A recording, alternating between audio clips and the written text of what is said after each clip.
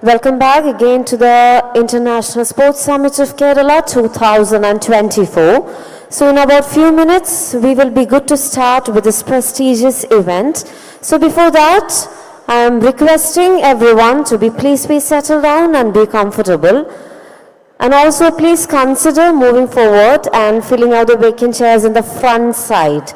So once again requesting everyone to please be settled down and be comfortable so that in about few minutes we will be good to start with the third day sessions for the International Sports Summit of Kerala 2024, which is happening from 23rd of January till 26th of January. So once again requesting everyone to please be settled down and be comfortable. And also please consider moving forward and filling out the spaces, the vacant spaces in the front row. Thank you so much.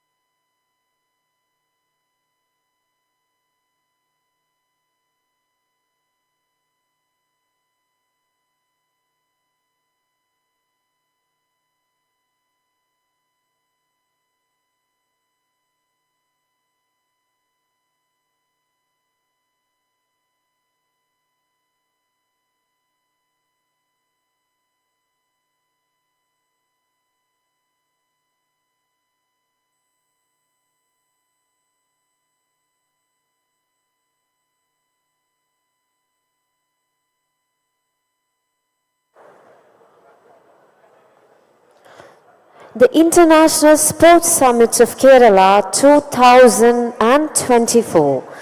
The theme is nothing but uniting the world of sports, uniting sports globally through innovation, and this is India's pioneering hybrid Global Sports Summit. It is with great vision and hope that the state of Kerala is introducing the concept of a sports, fitness and wellness economy, an all-encompassing initiative. The aim has been to lead the state sports sector to a new awakening, leveraging the advantage and true potential of Kerala in the field of sports is the best idea for making it happen. Once again, welcoming everyone to the International Sports Summit in the beautiful state of Kerala 2024. So, requesting everyone to please be settled down and be comfortable. In about 5 minutes, we will be good to start with the first session for the day under International Sports Summit of Kerala 2024. Thank you so much.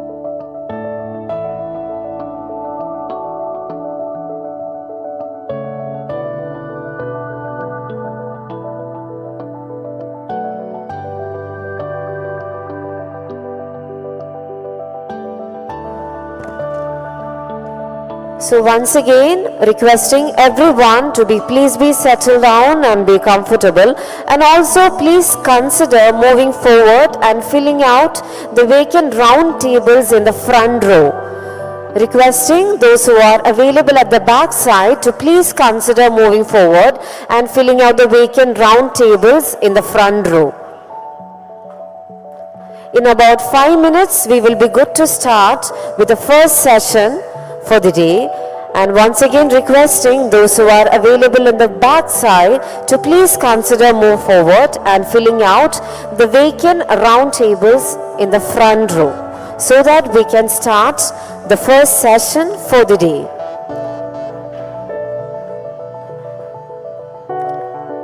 Once again, kindly requesting those who are available at the back row to please consider moving forward and filling out the vacant round tables in the front row.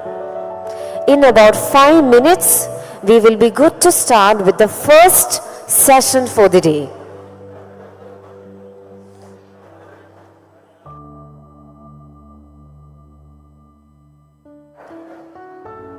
Our esteemed guests, dignitaries and all the participants are here with us today, and we are extremely honored to have each one of you with us here to embark on a journey to explore the dynamic landscape of international sports.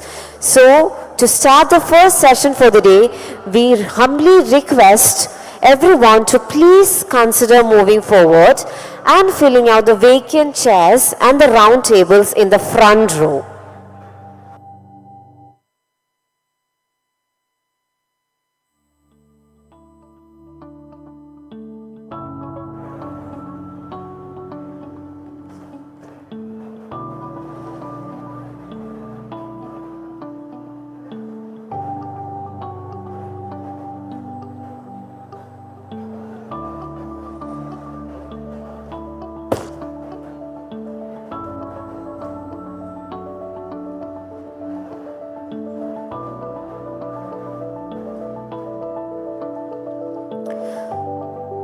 Please consider this as a humble request from our side to please be settled down and be comfortable, and also consider moving forward and filling out the vacant chairs and the round tables in the front row. In about sharp 5 minutes, we will be good to start with the first session for the day in the International Sports Summit of Kerala 2024.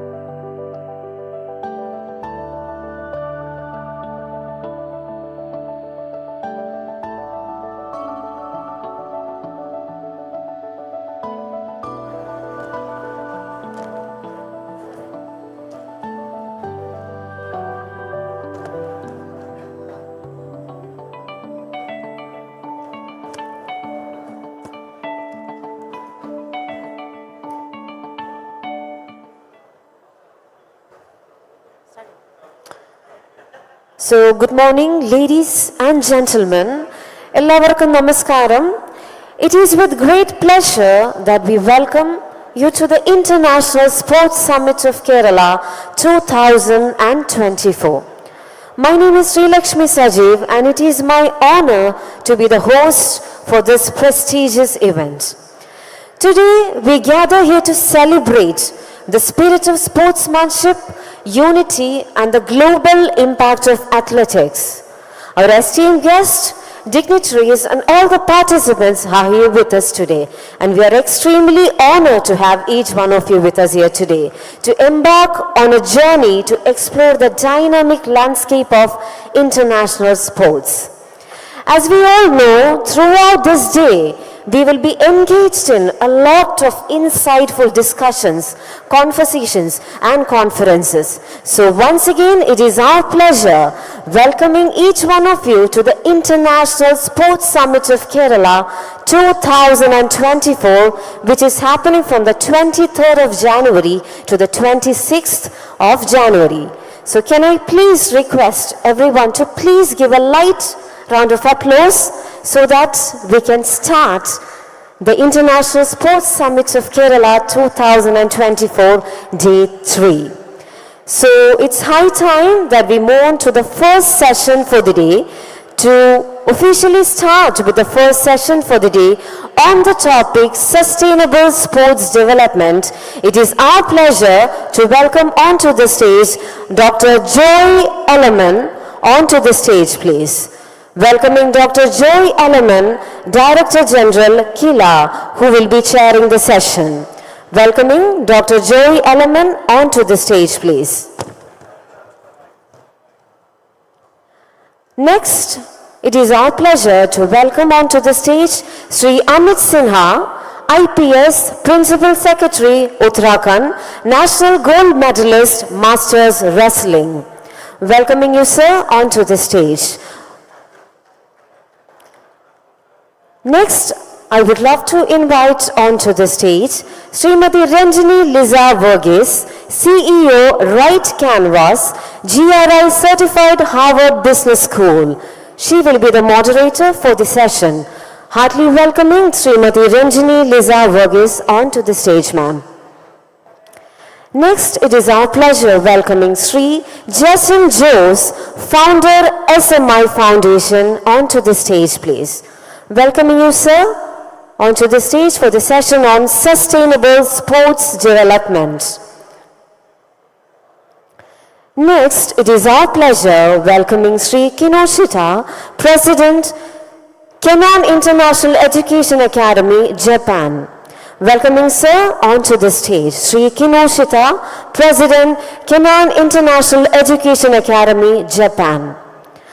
And also, along with him, I would love to welcome his translator, MP Singh. Welcoming you, sir, onto the stage, Mr. MP Singh. Next, it is our pleasure welcoming Sri Rishikesh Joshi, founder, Sports for All, onto the stage for the session, Sustainable Sports Development. Welcoming Sri Rishikesh Joshi, founder, Sports for All, onto the stage, please. Next, welcoming Sri Hitesh Joshi, co-founder, Stealth Startup. Heartily welcoming Sri Hitesh Joshi, co-founder, Stealth Startup. Next, it is our pleasure to welcome our session leader, Sri Madhu, President, DSC Wayanad, onto the stage, please. Welcoming Sri Madhu, President, DSC Wayanad. Welcoming sir onto the stage, please. Next, it is our pleasure welcoming our session coordinator, Dr. KP Manoj, onto the stage and handing over the session on Sustainable Sports Development to our session coordinator, Dr. KP Manoj.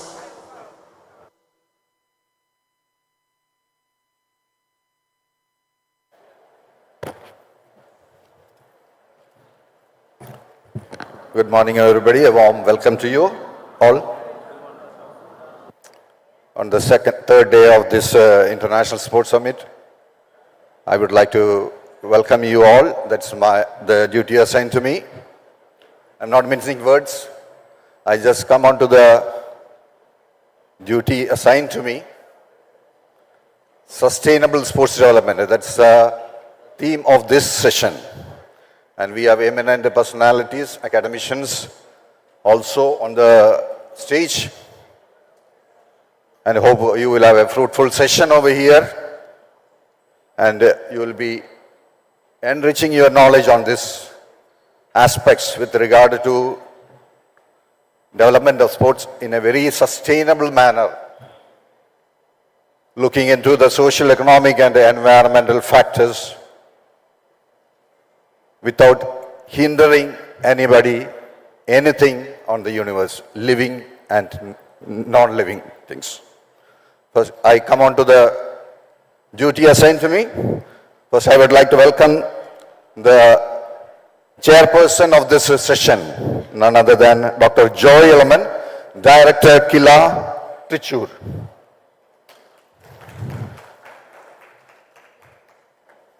The moderator of the session is Srimati Renchini Lisa Varghese, Oxford SDG Fellow. I welcome you, ma'am, onto the stage. We have eminent personalities over here. We have Mr. Amit Sinha, IPS. He's a special private secretary, sports, government of Uttarakhand, India. We have one international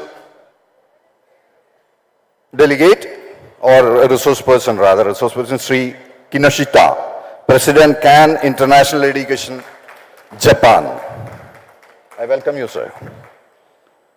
Next we have Sri Jason Jose, founder SMI Lifestyle Federation, Mumbai. I welcome you, sir. Sri Rishikesh Joshi, founder Sports for All from Mumbai. I welcome you, sir.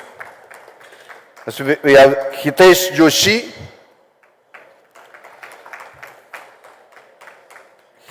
Hitesh Joshi, associated with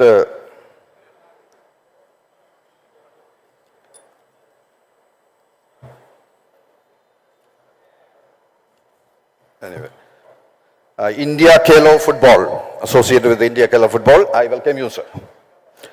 The leader of this session is Sri Madhu, the president of Wayanad District Sports Council. I welcome you, sir. And in a single sentence, I would like to welcome everyone present over here and hope you will have a fruitful session interacting with the resource persons over here. I, on behalf of the Government of Kerala, on behalf of the Sports Council, on behalf of the Directorate of Youth Affairs and Sports, Government of Kerala, and on my personal behalf, I welcome everyone, including the friends from the press also, to this session. I now hand over the session to the chairperson, who will be moderator, right? Okay. Okay, the moderator will start with inviting the resource persons over here. I now welcome Srimati Renchini Lisa Varghese to take over charge of this session. Thank you. Thanks a lot. Good morning, everyone. Sports in sustainability is a pretty new subject for India per se, I would say, because when we speak about sustainability, we normally speak about segments like manufacturing and all other polluting segments. But trust me, it is not a new initiative. Globally, there are federations, clubs, sports events, which has already gone in the sustainable way. The best example to quote is the 2020 Olympic, where Japan has shown us how an event can be conducted as a sustainable sports event. We are talking about more than 4 lakh of organizations which is present in the sports segment.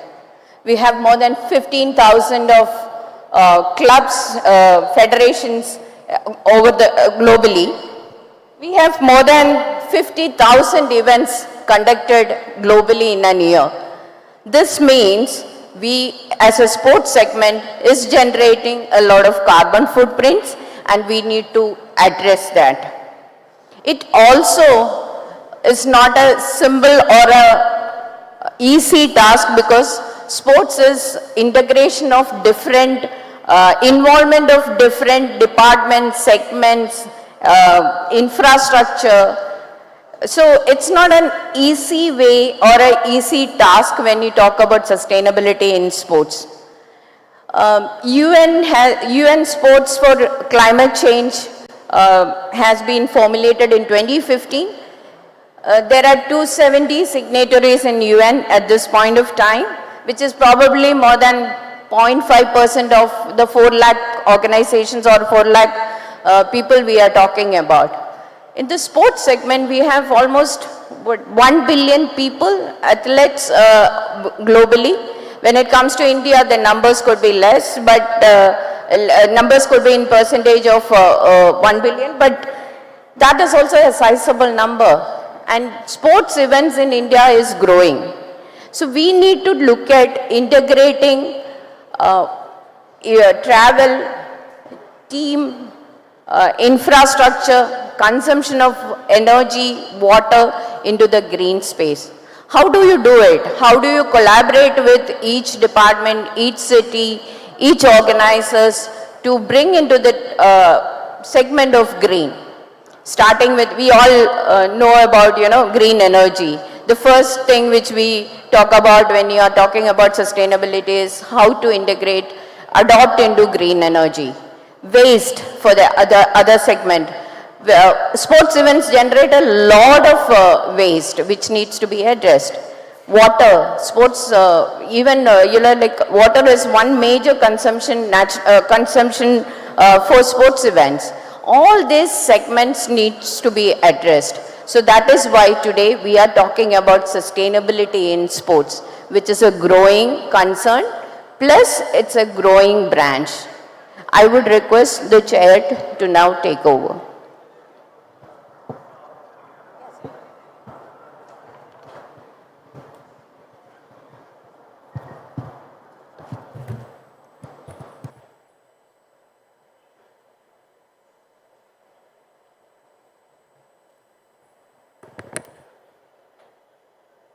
Ladies and gentlemen, good morning, and good morning to the first session of the third day of the conference.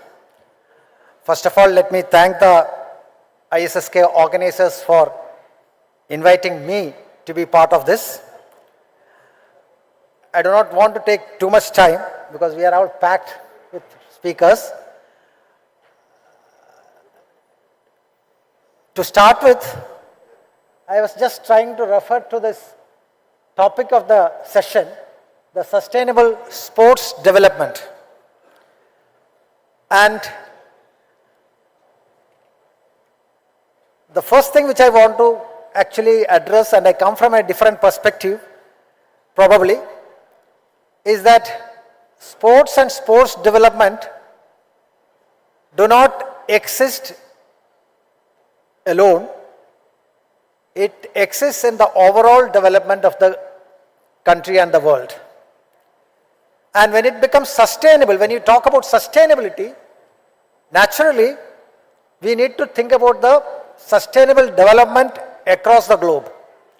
And that is where probably we can actually start looking at things with a framework which has been globally accepted is the SDG framework, the Agenda 2030, where the Sustainable Development Goals, we have the 17 goals. Definitely, as we go through the 17 goals, we will find that sports is not specifically mentioned in the Sustainable Development Goal in that way, goals in that way. We have the 17 goals. But as I started, the sports cannot exist in itself, and the development cannot exist without sports. And in that way, if you look at the 17 goals, and actually we put sports into that framework, we find that there are a lot of interlinkages. Whatever happens in the development world has something to do with sports, and whatever needs to be done through the sports and for the sports have something to do with overall development. We have the goal number 1, SDG 1, it's about poverty. And you just have to think, if you don't address the issue of poverty globally, what is the role of sports in our agenda? I don't go by goal, but goal number 3 is all about health. And good health and well-being. It's not just health, it's also well-being. And if you start thinking about this, we just have to see, all the speakers and others have to start thinking, how does it actually clearly fit in? The sports and the goal number 3, you can't actually take it out and in. It is all there. So that is there. And then it is actually, the goal number 4 is all about quality education. And our sports grows through education process, education system, and it also contributes back. So naturally that comes in. But then for all our sports managers and sports people and all others, let's also think about goal number 5. That's actually about gender equality. And how does that fit in? How can we have sports without considering the gender equality within sports? Within sports management, within sports agenda, within sports administration. And it's all about talking about sustainability. And if you don't talk about gender equality within the system, you can't have a sustainable sports development. This is how I consider some of these things in the framework of SDGs and the Sustainable Development Goals. And if you go through the Sustainable Development Goal 6, it is also about clean drinking water and sanitation and other things, and see how it is related to our own thing.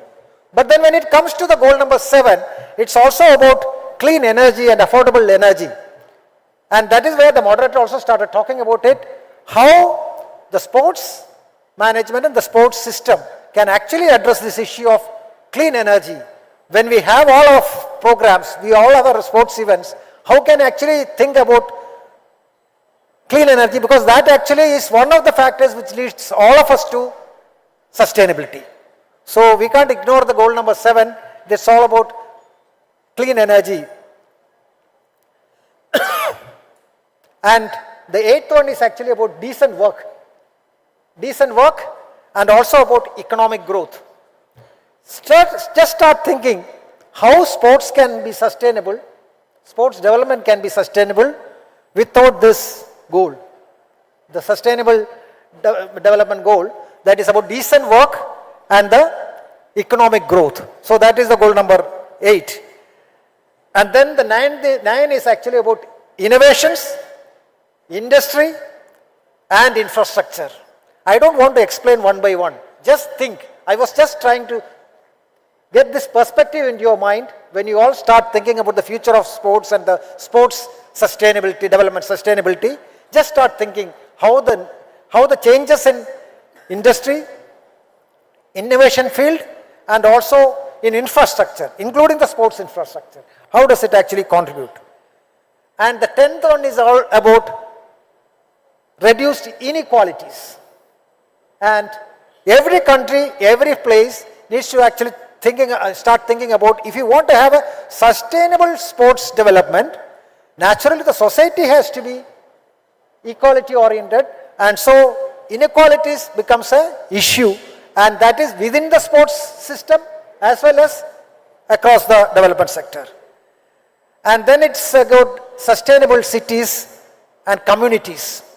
Without the cities being sustainable, without the cities having the enough and adequate facilities and infrastructure and other things, and if the communities are not empowered to be part of all these things, we can see cities where sports is not at all an issue. Sports is outside the realm. But then how we can actually bring in this element into this is also getting in. So I am just going by one just to put an idea that, and the 12th one is all about responsible consumption and production. Again, every event you have, every sports events you have, everyday sports you have, just think about sustainable consumption. That's where we are. Because if you want to be in a sustainable development, sports development, all are things like that. Then it's also about climate action. That is the other one. And in fact, these all have co-benefits. You might be thinking only about sports, but whatever you do in sports has actually leading to some other co-benefits. When you are into sports events, naturally it's actually contributing to health. That is goal number 3. It's contributing to education. It is contributing to various other factors. So these are all interlinkages which one needs to understand. So I don't want to go one by one, but as I said, we have all these kinds of interlinkages, and probably if some of you can actually think about sustainability in sports development in the framework of sustainable development goals, that would actually contribute a lot to a new perspective in dealing with sports development. Especially, we have around 169 goals, 169 targets, and so we can actually think what are the things which you can actually, in fact, you can actually have an exercise on, actually, we did localizing of SDGs where every village can actually think about SDGs in this framework. Like that, the sports people who are around, we can actually think about putting all these things in the sports framework, SDGs and sports framework. What are the indicators? Because just by saying we are going in for sports development, sustainable sports development, but let us be clear on a framework where we have clear indicators how to measure what we are achieving to maintain sustainability, and then also see how sports can be included in one by one, and then see how this can be happening. So this is how I put the framework in before you. As this conference evolves, please start thinking about putting these things into a framework where there are clear targets, clear goals, probably putting it into the framework of the global sustainable development goals. And here in Kerala, just to, especially with because in the afternoon we have the local government session in the afternoon, but still I would say every panchayat in Kerala, every municipality in Kerala are trying for at least one playground in the village. That's a new thing.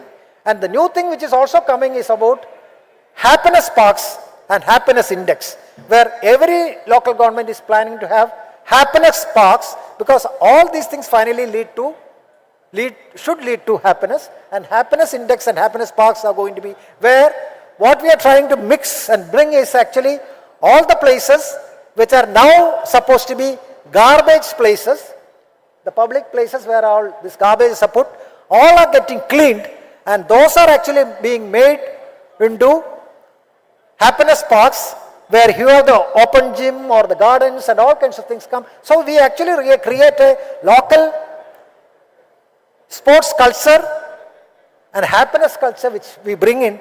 And so finally when I conclude, I would actually say that start thinking about localization of sports sustainability and sports, because as long as sports do not exist at the local level, you don't have a sustainable sports development. So I would suggest that we all need to work closely with the local governments, rural and urban, and also see how it can be. Here again, Kerala, the organizers here would actually tell you, we have actually created sports councils in every village. The new thing which has come in is that every village has a sports council. So the point which finally I conclude is that we need to be local, get localized, so that there is sustainability in sports development. So I think I actually put a framework before you. You can actually take it, start thinking. At least a couple of you actually start working on sustainable development goals and sports sustainability. Thank you. Thank you, Dr. Joy. You have touched on some of the crucial points when we talk about sustainable sports development. I'll come back to you. Now I invite Mr. Takue Kinoshita, President CAN International Education, for your presentation.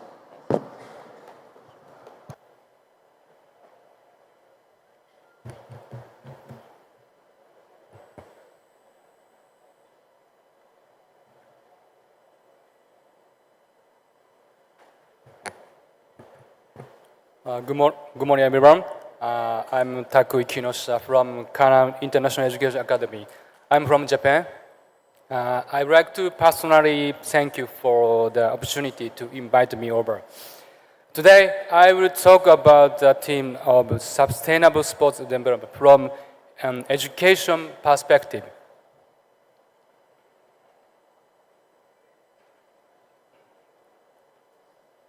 We believe that we can offer new possibilities through Japanese language education to those involved in sports.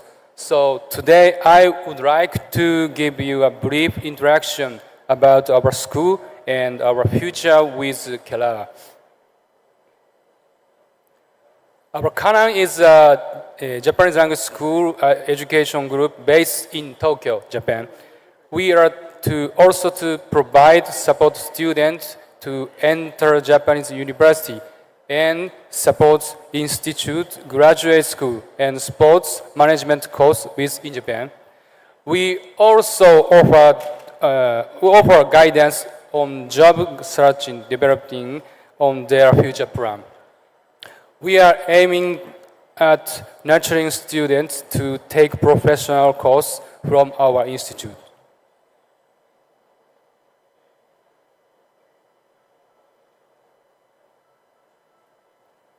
Now I'm going to tell you about 4 education programs currently operated in our school. Number 1, Overseas Students Education Program. We accept short-term and long-term overseas students for up to 2 years. Number 2, online education program. We are providing 3 types of online lessons to people worldwide. Number 3, local Japanese language education program. We have set up overseas Japanese language schools in China and Vietnam. Number 4, Japanese language teacher training program. We have started a training course for people who want to become Japanese language teachers since 2023.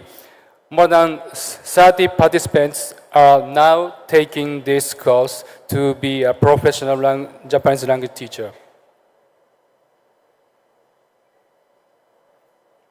Here are the visions about what we can do to contribute to Kerala state.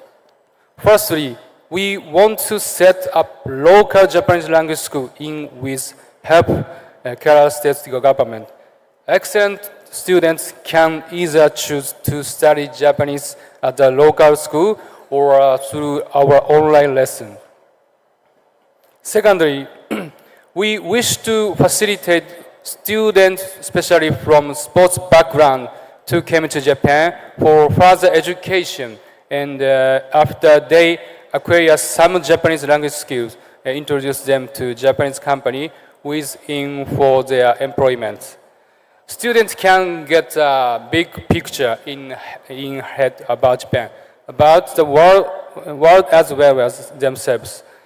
They will get an overall global experience by studying abroad. After they graduate from Kanan, they can go on for higher education or just start working. Their rewards of working will be returned to Kerala, and Kerala in this way will develop and prosper more in the future. There are some listed number for you to know about Kanan. We are still developing and aiming to scale up to 2,000 overseas students enrolled by 2028 based on the plan. Now I'm going to tell about our 5 features that make Kanan special.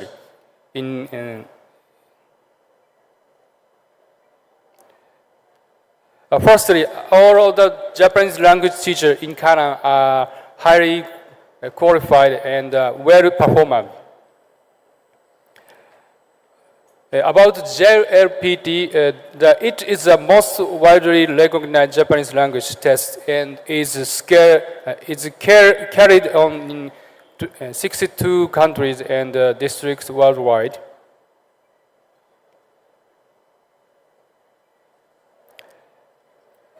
A current student get far better test results than the national average. Secondly,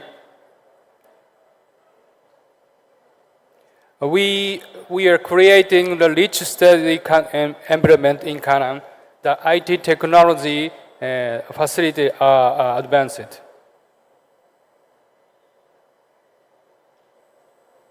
Thirdly, we are providing a variety of sports and culture events. In Canaan, we are holding events 16 times a year.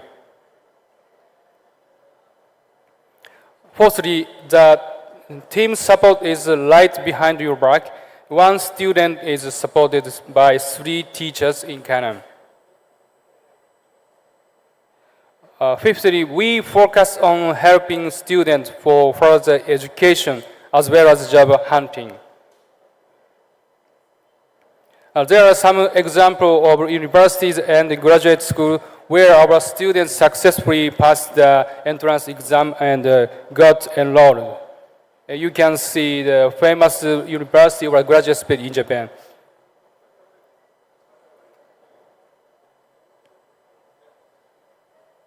A current student also succeed in job hunting. Next, let me introduce the surrounding environment of our school. Maybe you have seen it before.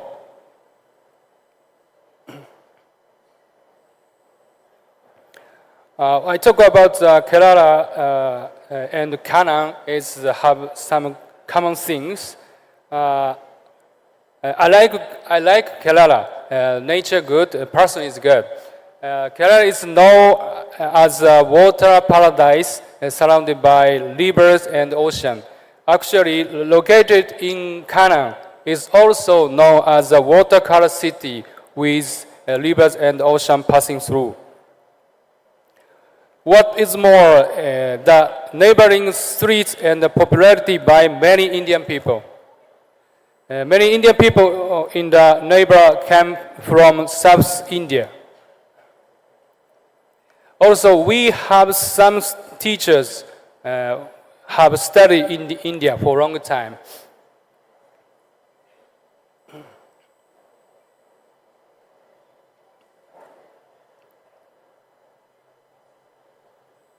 We will continue and develop these programs at our best and see what it will be like 10 years later. We set up Canaan after school in Kerala that everyone can get opportunity to join an online course to learn Japanese language, get to know Japan.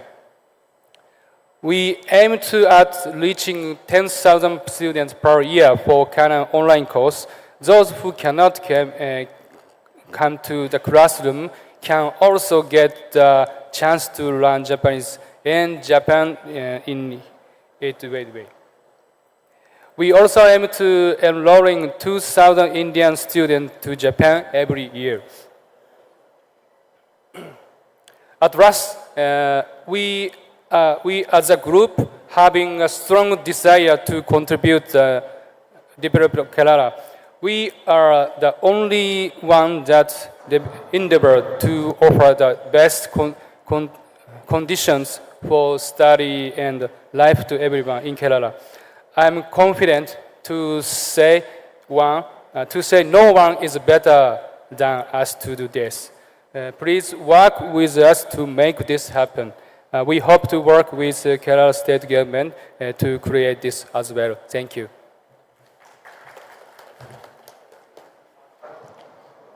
Thank you, Mr. Kinoshita.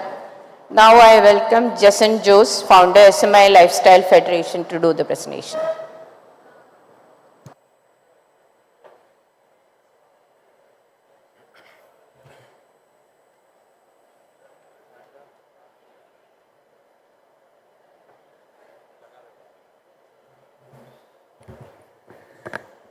Hello, check.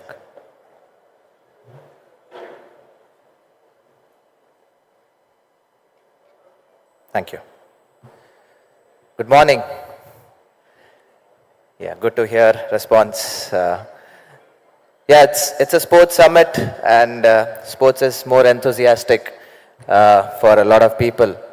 And I believe it should not be more like a lecture, and mine will not be a lecture.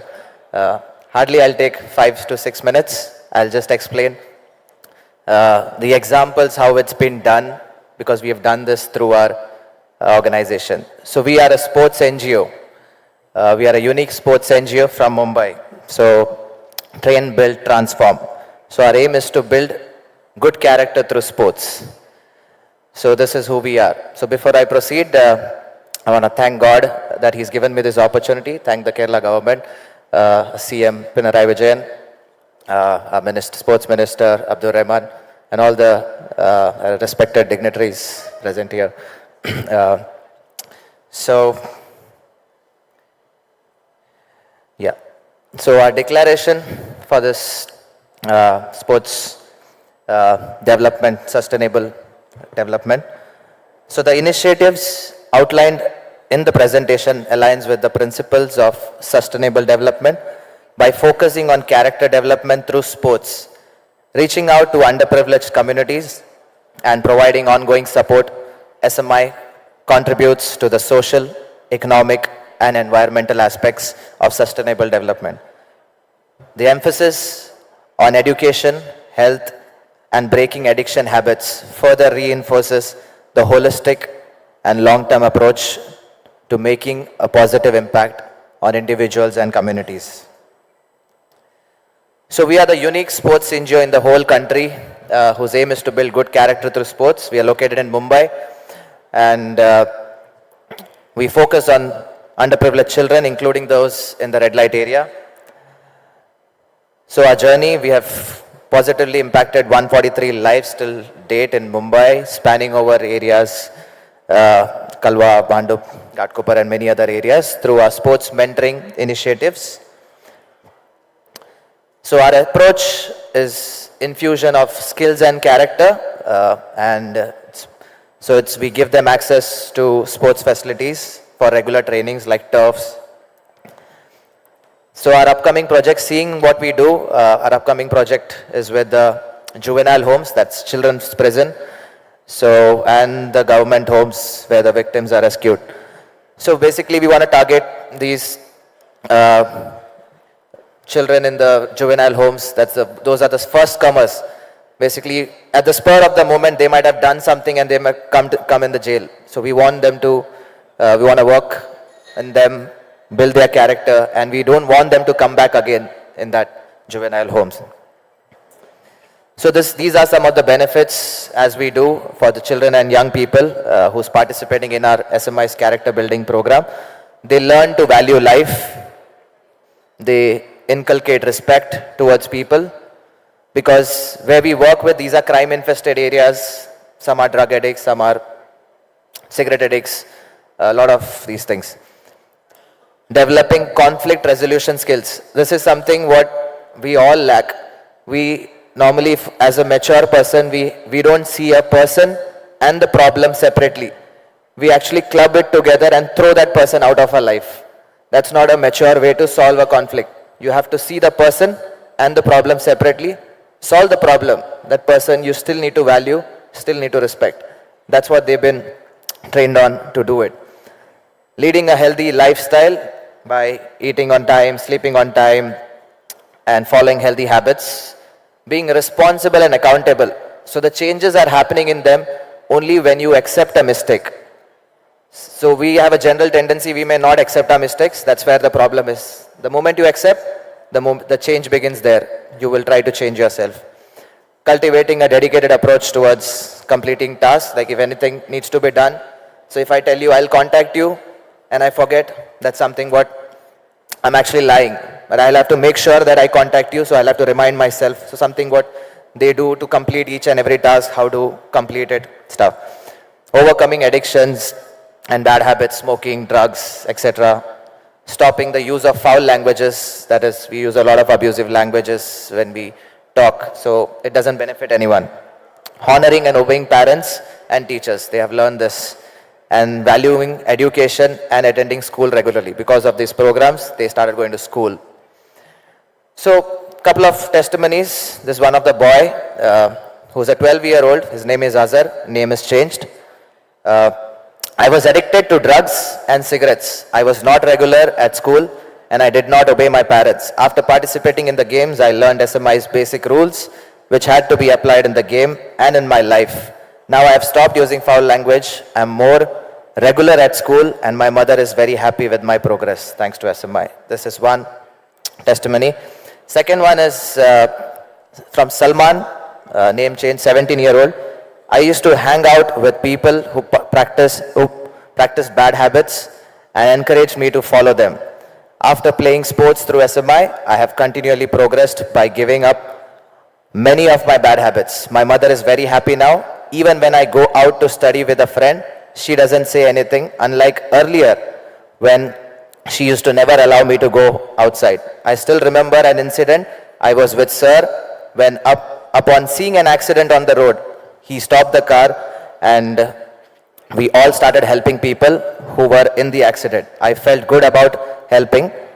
SMI has taught me to value life and help others. Thanks to SMI, I've met a lot of national, international, Olympic, world champions and world record holder level people and was trained through them. So these are some incidents where we were traveling, we stopped the car when we saw an accident. Normally we don't do that. So when we did, we helped those people. So they were very happy to see those things. This is from a girl, a testimony. 15-year-old Ashia, name changed. After I started playing sports, I became interested in excelling in it. I became regular in the community games. I stopped using foul language as SMI taught me that it doesn't benefit anyone and eventually spoils my mouth. I started respecting people and say sorry often if others feel bad or misunderstand me. Seeing the changes in me, I was selected for the professional sports facility games, but my parents didn't approve. Sir came to my place at the top of the hill, spoke to my parents and convinced them. Now I'm regular at coaching sessions thanks to SMI. One last girl's testimony. Trupti, name changed, 13-year-old. Hello, I'm Trupti. I live in the periphery of the red light area in the largest Sonapur community with my mother, father, younger sister and grandmother. Despite facing challenges like my father's alcoholism and financial difficulties, I'm managing well. At the age of 13, I found solace and purpose in our football training program. With determination and support, I progressed from level 1 to level 3 and even became the captain of my team in sports tournament. This transformation reflects not just my dedication, but also the positive impact of sports in my life. So this is what we do, and these are some requirements currently what we deal with: monthly donations, providing children a place to play professional sports, supplying jerseys, bibs to football, turf shoes, volunteer support, doctors and physiotherapists and a lot of other stuff. So this is who we are and this is what we've been doing in sustainable sports development. Thank you. Thank you, Jason. Now I invite Ritikesh Joshi, founder, Sports for All, for the presentation. Hello. Good morning, everyone. Firstly, thank you so much for having me here. Since we're talking about sustainability in sports development, I kind of touch upon that topic. I don't have a presentation. I made one yesterday evening. I would kind of, while we look at sustainability in sports development, I think it requires to have really strong foundations across our sports. Firstly, needs to have a very strong foundation. The economy of sports, the economics of sports need to have a very strong foundation in our country before we actually, talk about sustainability. Because across the ecosystem at this point in time, India is still finding its feet. To become a sporting nation. I think with the 2036 Olympics that are being talked about very, with a lot of intent, I think over the next 12 to 15 years, we will really need to develop extremely sustainable sporting ecosystem for us to, even be able to make all the use of the infrastructure or the other peripheral development that will happen across, the Olympics. And I think thereby a sporting culture starting at the very, very early stages of every young, child's life is going to be super crucial. And through enabling access, through enabling equality, through enabling transparency in sport from the very early stages of any athlete's life, I think we can educate them as well through, of all the sustainable goals that Sir was talking about. And other than that, I think Kerala is an extremely vibrant state in India, and with over 12,500 schools across Kerala, government schools, aided schools, unaided schools. I think the sports culture can start here, and while the educational literacy of the state is, everyone knows about, the high levels of education literacy about the state. I think probably one of the finest states to be able to educate young children about sustainability in sport development as well. Other than that, I don't have much to say, but if anyone has a question to ask or anything of that sort, more than happy to, share my thoughts around it. But thank you very much. Thank you. Thank you, Ritikesh. Now I call upon Hitesh Joshi, India Khelo Football, for the presentation.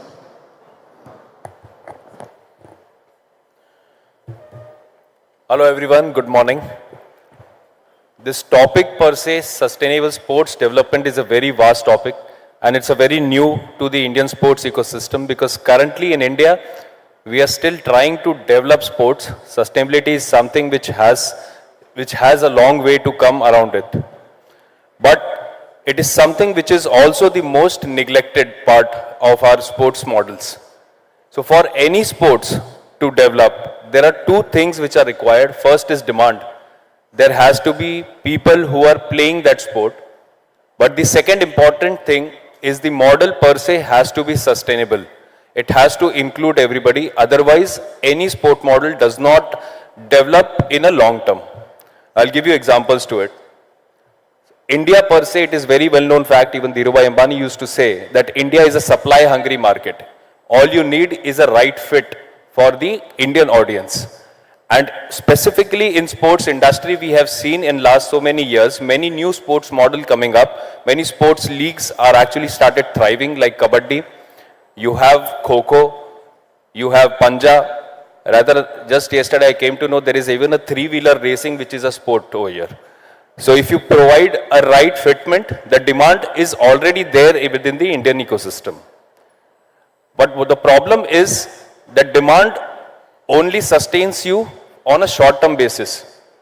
If the whole model is not sustainable, you cannot grow on a long-term basis. The sports will not develop for years and centuries to come. Now we'll go deeper into both of the aspects along with examples. Now specifically for sustainable development, the most glaring example is for Indian football. Now there is demand which is known, which is like everybody knows there are millions of people who play football. There are sevens which is going on in Kerala and thousands of people participate in that. There are cups, which is a Bengal version of sevens, which happens in West Bengal, and thousands of people, the whole economy basically thrives around that during the season. So there is demand. Then what happens for the sport at the country level? The whole problem is the model per se is not sustainable. I'll give you very recent examples. So India played Asian Cup and we lost. There was a lot of outrage around it. Then we realized that we don't have an Indian striker to replace Sunil Chhetri. Now this is not the fault of the coach, it is the fault of the model that we are currently following in Indian football. You don't have ISL clubs hiring Indian strikers, since last so many years, and foreigners are being brought to play as a striker. What will a striker sitting in Trivandrum feel about the role? So the problem is, if you don't give them enough confidence that there is a pathway for you to play for an ISL club later on as a striker, the whole ecosystem, it starts from top and it trickles down to the grassroots. The second important thing is, we don't have Indian coaches being employed by ISL clubs, and suddenly apart from Khalid Jamil, you don't have anybody over there, and the whole Indian coaches ecosystem is neglected, and then we say we don't have good enough coaches because there's not even more focus has been put up for the education of Indian coaches. So what does sustainable model looks like? This is something I'm just putting up the problems, but what does the sustainable model looks like in a sport? There are three specific things which has to be done in a model when you prepare it, and that can only happen at a policy level. First and foremost, it has to include everyone. How to enter, what to do, and where will I end up? If these three things are answered within the model for each of the stakeholder in the complete value chain, then automatically you will see millions of people participating or coming forward towards that sport. I'll just give you an example with respect to the Indian players. In Indian football, there are only 8 to 9 states where some form of grassroots football happens. What it translates to, that only 8 to 9 states, the students know that there is an exam where they can go and showcase how a good player I am. And hence there is some possible means for them to get spotted. But what happens to the rest of the states where there is absolutely no grassroots football which happens? It completely alienates those states and those districts right from the grassroots level, and the result shows because you don't get players later on from those specific states and cities. A very glaring example is, there is absolutely no, you look at Hindi heartland, no trials, no grassroots football happens. There is no exam. If there is no exam, there is no coaching center. If there is no coaching centers, you don't have participants coming forward to play football. They don't know where to enter, what to do, and how to reach to the top where they will end up with. We in India Khelo Football, we were the first one post-independence to conduct a 2-day trial in Andaman and Nicobar Islands. And in 1960s, we had Olympians, participants coming from those islands. Because in tribal areas, their genetic structure is different. We were the first one to actually go to Ladakh, to go to Leh, to go to Kargil, to actually hunt players from 13 to 17-year-olds. And this is not something which I'm saying out of the blue at a part of a speech. We have experienced this. In Bihar, there was absolutely no grassroots football which was happening. There was no academies. We went on year one, we got only 60 players. We told them we'll come back again even if we get 10 players. The next season, we had academies over there, we got 200 players. The third season when we went, we got 350 players, and we got players who are currently being looked up by ISL and I-League clubs. So that model has to show confidence, and that can only come by being inclusive in nature. The next thing that happens is, when it is inclusive and it reflects confidence that I know what to do, how to enter, and when I will end up with, then millions of people, millions of students and their parents will allow their kid to take up that sport in a more serious manner professionally rather than just only taking it up as a hobby. When those millions of players come, you have a large pool to select from. Only small percentage of people participating become professional players, which is a global fact across every sport. But at least everybody else should have that confidence later on in their life that I had a right platform and I had my chance to become a professional player. In the absence of that, the model will simply collapse in 5 years or in 10 years. Last but not the least, what I want to, with my closing remarks is, in order for sports to develop, it has to be sustainable. If it is not sustainable, the sport will never die, because there will be people who love the sport and they will keep it alive via their passion. But if we have to if we have to develop we have to develop any sport across decades and across centuries, the model has to be sustainable, it has to be inclusive, and at the end it should exude confidence, which will only come when you show examples of that model via execution in short term and then in long term. That's all from my end. Thank you. Thank you, Hitesh. Now I call upon Amit Singha, IPS, Principal Secretary, Sports Affairs, Uttarakhand. Good morning. As a government official, I think I can understand it's a very sustainable concept, is a very late entry into our whole thinking process. We have this habit of saying that don't pollute, use sustainable materials, do away with the garbages, but generally we don't follow. Why? Because our criminal justice system is actually not helping it. Somewhere we have to make rules and then enforce those rules. We have to create, as government, we have to first make rules so that sustainability becomes a cheaper model. See, sustainability as such cannot be cheaper. But this thing has to be told to people that cheap is not only money, it is the mindset, it is the way of living, it is our thinking process, how we are catering to our future. I mean, this whole mathematical model has to be told. It has to be, I mean, through schools, as someone said that how schools can be very useful in telling about sustainability. In Uttarakhand, when I was director of IT department, I started this e-waste collection. Earlier, all our e-waste computers and other things, they used to be weeded off, sold to the garbage collectors. So I started collecting 50 computers, 60 computers, and out of those 50 computers, used to make 2-3 good computers and then gave them to schools. And with the rest of the computers, we created a e-waste park. So that e-waste park became a place for awareness, awareing students how these repurposed e-waste articles can be made into a beautiful artifacts so people can come and see those things. So it is about forcing our citizen to understand the value of sustainability, and we also have to think about the blind copying of Western model of sustainability, because we are living in a country where we generally don't harness heat, rather we dissipate heat in our sports complexes. So we have to do away with these things, and we have to come with novel solutions of using local materials in creating our sports infra. Rather, in what we have planned, that we will be promoting more grounds than pavilions.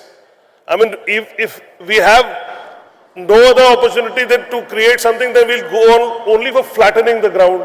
If we can make some visitor stand, then come with a visitor stand which has a solar panel on the top, or some garbage collection material, or some portable septic sewage treatment plant, something like that. So these things can be thought of. I mean, as government, only I can say that our role is very difficult to create some model, to create some rules where it's not very costly also, and it also appears cheaper to the producer, to the user, and so that they can understand the value of sustainability. Thank you.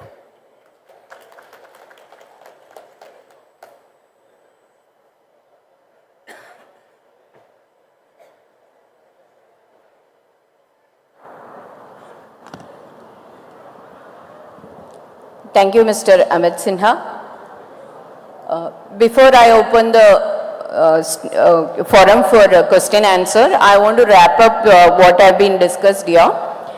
Once sports connects people, it is easy or more convenient to use sports personalities as an influencers to drive sustainability among people. That means awareness. till now what was happening was like sports is all about people and profit. Now it has to be people, profit and planet. So how do we start? Where do we start? It starts from all the events we conduct. We include green element into sports events. How do we do it? We incorporate elements like green energy. We incorporate elements like usage of recycled water. We incorporate elements like rainwater harvesting for the use of the fields, and so on and so forth. The other major points which I want to make is like the use of plastic. We see a lot of plastic bottles around. We see a lot of plastic waste being generated after every event. So green means you have to move away from plastic. So how do we do it? So from people, profit to planet, we should look at partnership. We should look at profiling green as a key element. We should look at power governance. Means you should bring in more efficiency into conducting the events, and participation. Participation means from all stakeholders. It could be your sports personalities, your sportswear suppliers, your branding agencies, your sports clubs. Every stakeholder has to be a participant. Now, our chair spoke about circularity. Bringing taking sports to the grassroots level, into the panchayat level, creating more jobs and more participation. Yes, circularity in sports is key. Mr. Hitesh spoke about global, sustainable sports models. Yes, until and unless sports become sustainable as an entity, it will not be sustainable. But with a sustainable element integrated to it. Jason spoke about how you can actually bring in sustainable sports among people and bring in change into children's habits and bring them from backward areas to the mainstream. So these are the points which we are taking from this panel to panels with us. Now I open the floor for question answers, if you have any.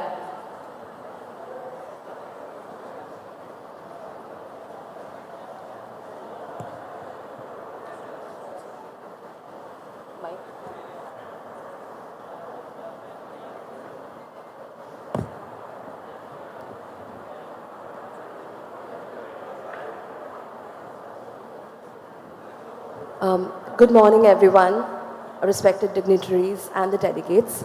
My name is Somashri Basu, and I'm a social worker and psychologist from West Bengal. First of all, thanks to Kerala government. Once again, Kerala has shown the way for the rest of the country with the International Sports Summit. And second of all, given you're talking about sustainable sports development, which is such an important topic right now, I would like to briefly introduce the work that I do.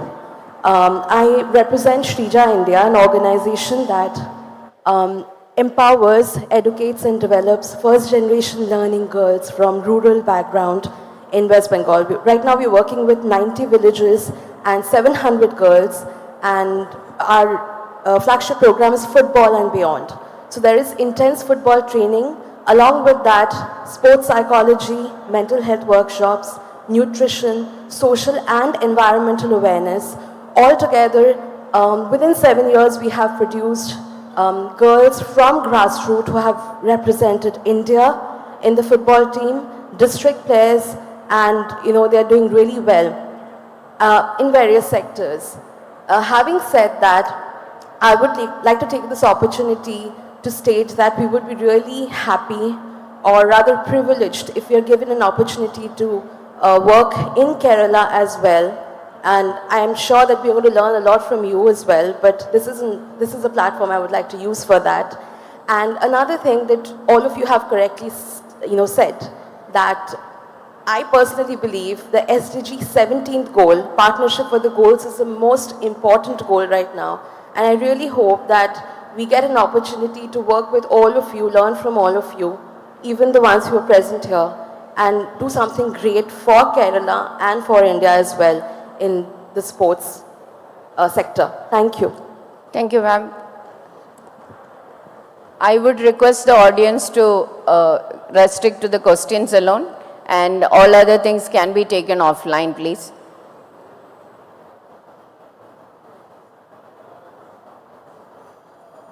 Any other question?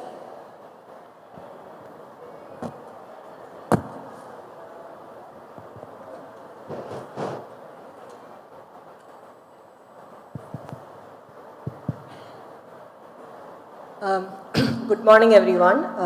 My name is Amrita. I am a PhD researcher studying women's sports in Kerala. My question is for Jason. Jason sir, regarding your talk, right? So I'd like to know, it's a set of 3 questions actually. First of all, I'd like to know, could you elaborate a bit more as to what specifically are the indicators you use to measure positive impact in terms of character development for your students under your organization? And secondly, I'd like to know what's the funding structure? How do you financially sustain your NGO? And thirdly, what challenges, from your experience, what are the challenges you have faced as an NGO in this sector? If you could please briefly elaborate on that. Thank you. Yeah, thanks for the question. To answer your first question, what we do is a daily thing. It's not like a normal NGO, weekly or monthly basis. It's a daily sports mentoring sessions, what we do with those children through sports. And it's investing time, investing a lot of, with compassion, passion, a lot of things. So when you're doing that, you're like a father figure to those children. And so that's something what a lot of children and the youths, they seek love, they seek someone to look at us as someone who could accept them. And we do that on a regular basis, and slowly and steadily we see those changes in them, and that's where the testimonies have come out. Second, to answer your question, funding, we've got 12A ATG, we're still a 1.5 years old officially old organization. Currently it's supported by people like you. Some help us with the website, some help us with social media, some help us with kits, sports kits, and some. So there are no staff, there are 0 staff, a lot of volunteers who knows that there's a good work which is going on, and that's how we get support. Third one, what was your third one? Could you?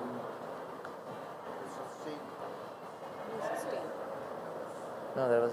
The challenges? Challenges. Ongoing challenges. Correct. So the challenge is, as I said, there was one of the girls' testimony where she was doing good and we were selecting her for the professional sports facility, the professional turf training practice. But then the place where we do this and the place she stays, it's a hill area. So we go to these areas. So to reach there, it's a 45 minutes walk for us, one way. So the challenge is to go there, be available when her dad is present, probably in the night when he comes back after his labor work. Talk to him, convince him, then tell him why is it important, because without their support, parent support, they will not be able to go ahead. So a lot of these challenges we face on a regular basis, and yeah, this is how it is. Thanks.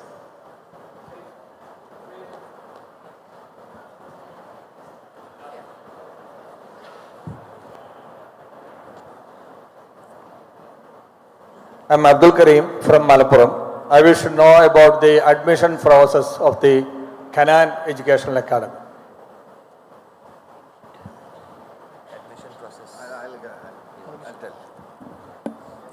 Actually, the translator is attending another session in another venue. So, if you have any queries or any doubts with regard to this, kindly contact the resource person after this session, please. Okay, thank you.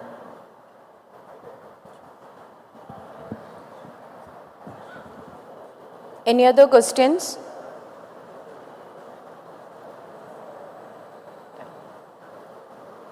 This is the time.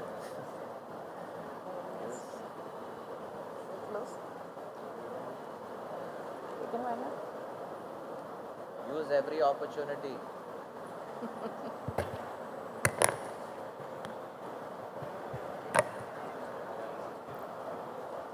It was an enriching session discussing on sustainable sports development. As Mr. Hitesh Joshi has mentioned, when we talk of sports, sustainable sports development is something above that. Involving a lot more investment than sports development. Anyway, I am not mincing my words. I am not talking much on sustainable sports development. It's a vast area. Vast area. If we talk of it, it will take many sessions to conclude. If, as the chairman has mentioned, there are 7 domains. If we look into each domain, we have to discuss in detail each domain. Anyway, it is now time for honoring the resource persons who have come from various parts of India and abroad.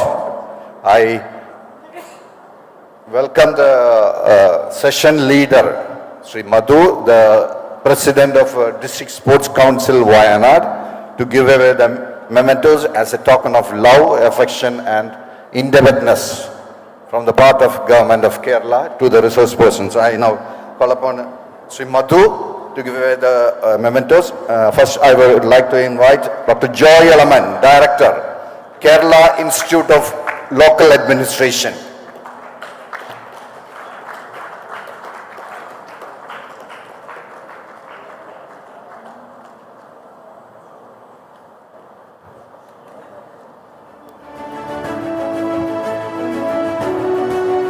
Now I request the moderator, Srimati Renchini Lisa Varghese, Oxford STG Fellow, who has been the moderator for this session, to receive the memento as a token of love and affection.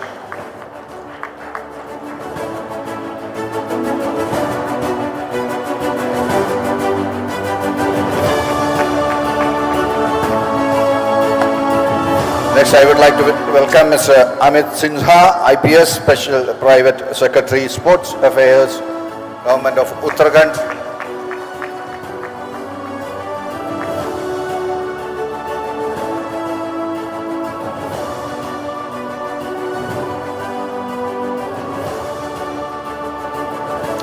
Now I would like to welcome Sri Jason Jose, founder of SMI Lifestyle Federation, Mumbai, to receive the memento.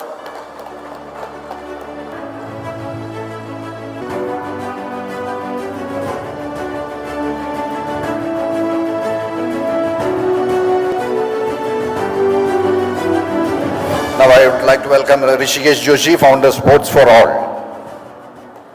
from Mumbai.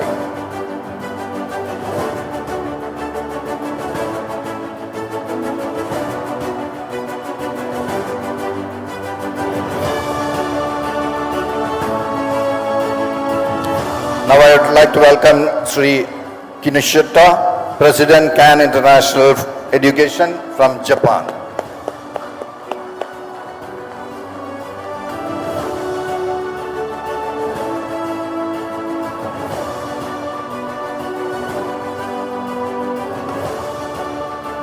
Now I would like to welcome Sri Hitesh Joshi, India Kelo Football,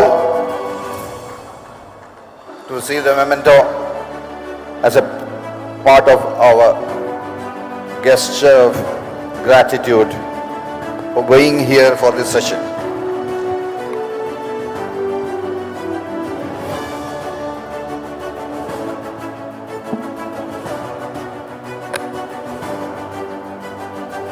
With this, we conclude. I would like to mention the vote of thanks in a single sentence on behalf of the Government of Kerala, on behalf of the Kerala State Sports Council, Directorate of Youth Affairs and Sports, Government of Kerala, and on my personal behalf and on behalf of the organizing committee, I extend my heartfelt gratitude, indebtedness and happiness to all the resource persons who have been here for this session. Thank you. Thanks a lot. So before that, a humble request from our side to the panel, if you're having any hard copies or soft copies of the presentation with you now, kindly hand over it to the documentation team. So before winding up, a humble request from my side to the panel, if you're having any hard copies or soft copies of the presentation with you, kindly hand over those to the documentation team. Thank you so much.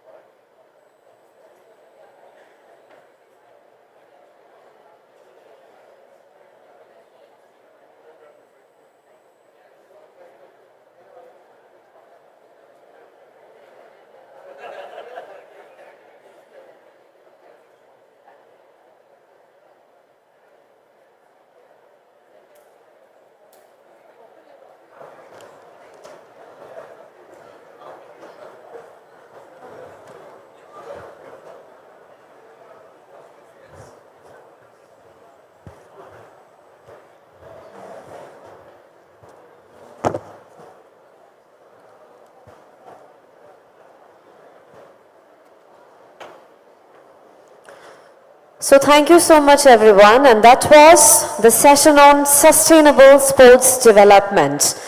And during the last 1 hour, as we listened to the discussions and conversations from the amazing panel on the particular topic, we could understand that as we explore the sports development, it is of utmost crucial to understand the new emphasis on sustainability.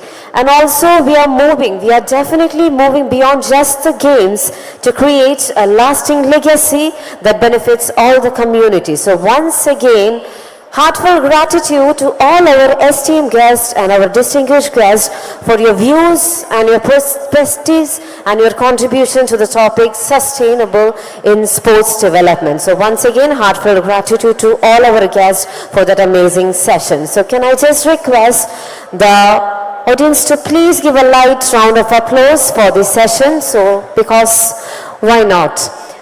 And now it's time to move on to the next session for the day, the second session, which will be on lessons from the leagues. So to start with the session number 2 officially, I would love to first of all invite Sri M.A. Baby Sir, Minister for Education, Government of Kerala, and he will be joining the session online. And we are definitely honored to have Sri M.A. Baby Sir online for this session. And next I would love to invite onto the stage Srimati Mekasri IAS, Director, SC and ST Department.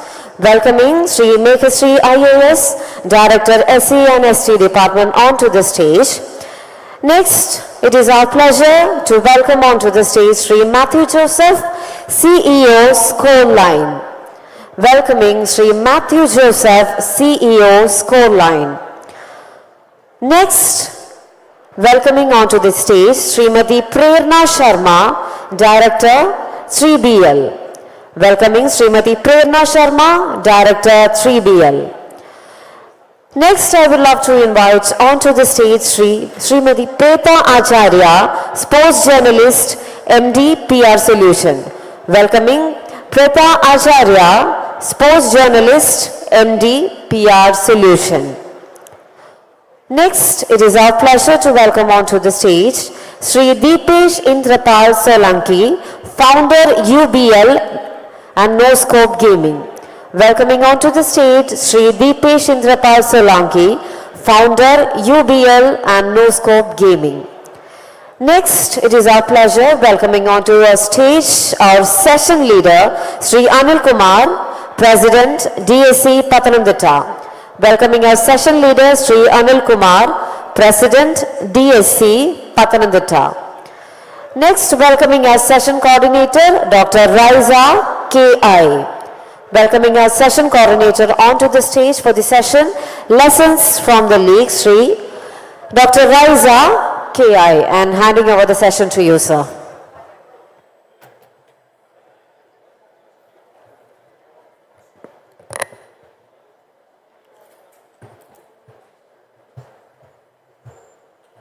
Very good morning to one and all present here, ladies and gentlemen. Here we comes to the third day of this International Sports Summit Kerala 2024. And the second session of this morning, we have the topic lessons from the leagues that will be covered in this thematic session, and I think that a lot of discussions and deliberations will be there, mainly focusing on the marketing of sports and marketing through sports. I think that these are the main components of leagues. So how we can market a sports discipline and how we can market the products through the medium of sports. With this introduction, I have the great privilege and honor to welcome the dignitaries present on and off the dais. The chairperson of this function is Sri M.A. Baby. He will be addressing this gathering through online mode. The ex-Education Minister of Government of Kerala. On behalf of the all present here, I welcome Sri M.A. Baby to this August gathering. The moderator of this session is Madam Meghasri IAS, the Director of SC/ST Department, Government of Kerala. On behalf of all present here, I extend a warm welcome to Madam Meghasri IAS. The speaker of this function, Sri Matthew Joseph. He is the CEO of this Scoreline. I extend a warm welcome to Sri Matthew Joseph. The next speaker, Srimati Prerna Sharma, Director of 3BL. She will be presenting her views on lessons from the leagues. We extend a hearty welcome to Srimati Prerna Sharma. And other dignitary is Sri Preta Acharya. I extend a warm welcome to Sri Preta Acharya, sir. Sri Deepesh Indrapal Solanki, founder UBL and No Scope Gaming, will be addressing this gathering. I extend a warm welcome to Sri Deepesh Indrapal Solanki. And the session leader of this function is Sri Anil Kumar. I extend a warm welcome to Sri Anil Kumar. I request the chairman of this function, Sri M.A. Baby, to present his address to this gathering. Thank you.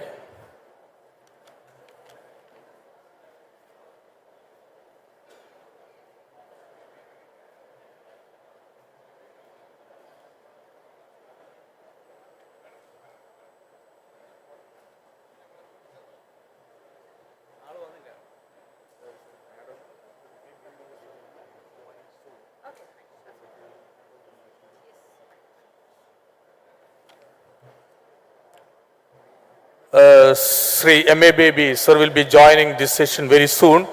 So at this point of time, I would like to hand over the mic to the coordinator of this session, Meghasri Madam, for the further proceedings. Thank you.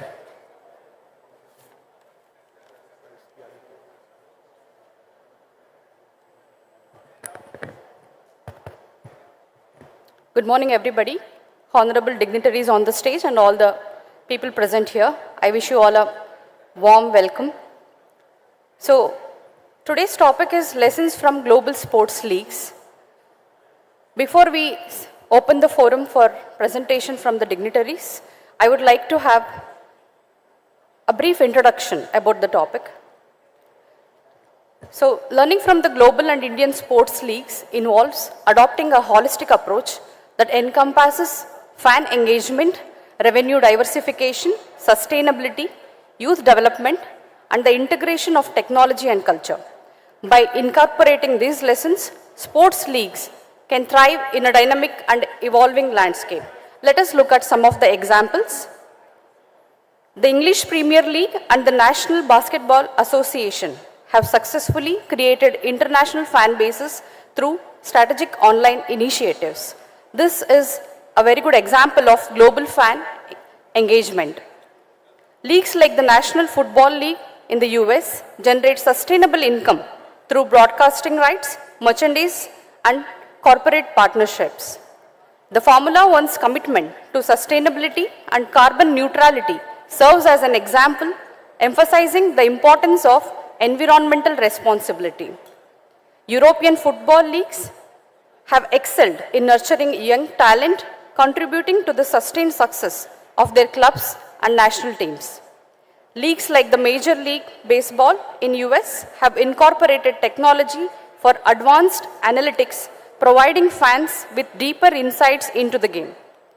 The Women's National Basketball Association serves as a model for promoting gender equality and creating opportunities for women in professional sports. Speaking about some of the examples in Indian sports leagues, the Indian Premier League is an excellent example for cultural integration, combining cricket with entertainment, music, and cultural elements, creating a unique and engaging experience for the audience. Leagues like the Indian Super League in football have contributed to the growth of the sport by investing in grassroots initiatives, nurturing young talent from an early age. The Pro Kabaddi League successfully rebranded and marketed Kabaddi, a traditional rural sport, as a modern and exciting league, attracting a broader audience. The influence of Bollywood and prominent personalities in the Pro Wrestling League has helped raise the profile of wrestling in India. The IPL's focus on creating a fan-friendly environment, both in stadiums and through digital platforms, has contributed to its widespread popularity. Leagues like the Pro Volleyball League are striving to elevate the status of sports other than cricket in India, creating platforms for athletes and increasing public interest. Initiatives like the Hero Indian Super Leagues are the programs for grassroots involvement and youth development that identify and nurture young football talent across the country. So with these examples, I would like to conclude by saying initiatives that are sustainable, initiatives that are inclusive, fan-centric, programs that have a grassroots approach which focus on cultural integration, innovation and adaptability, programs that focus on talent recognition and also focus on diverse revenue streams are some of the key lessons from the leagues. With this, I open the forum and let us hear from the honorable dignitaries on the stage. Thank you so much.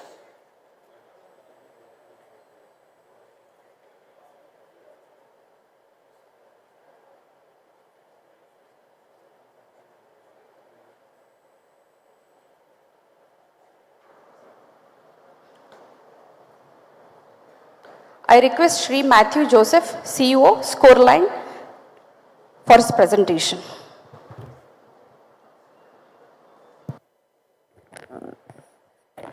Morning, everyone.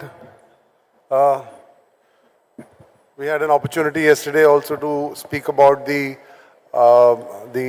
contributions which we're going to make, the declarations which we made during the ISSK. We coming up with the stadiums and allied investments. So today I got a very interesting opportunity to speak on the learnings from the league. So basically,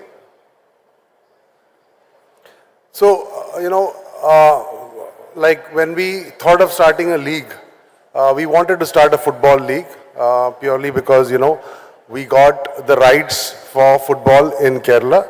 So we conduct all formats of football right now in Kerala.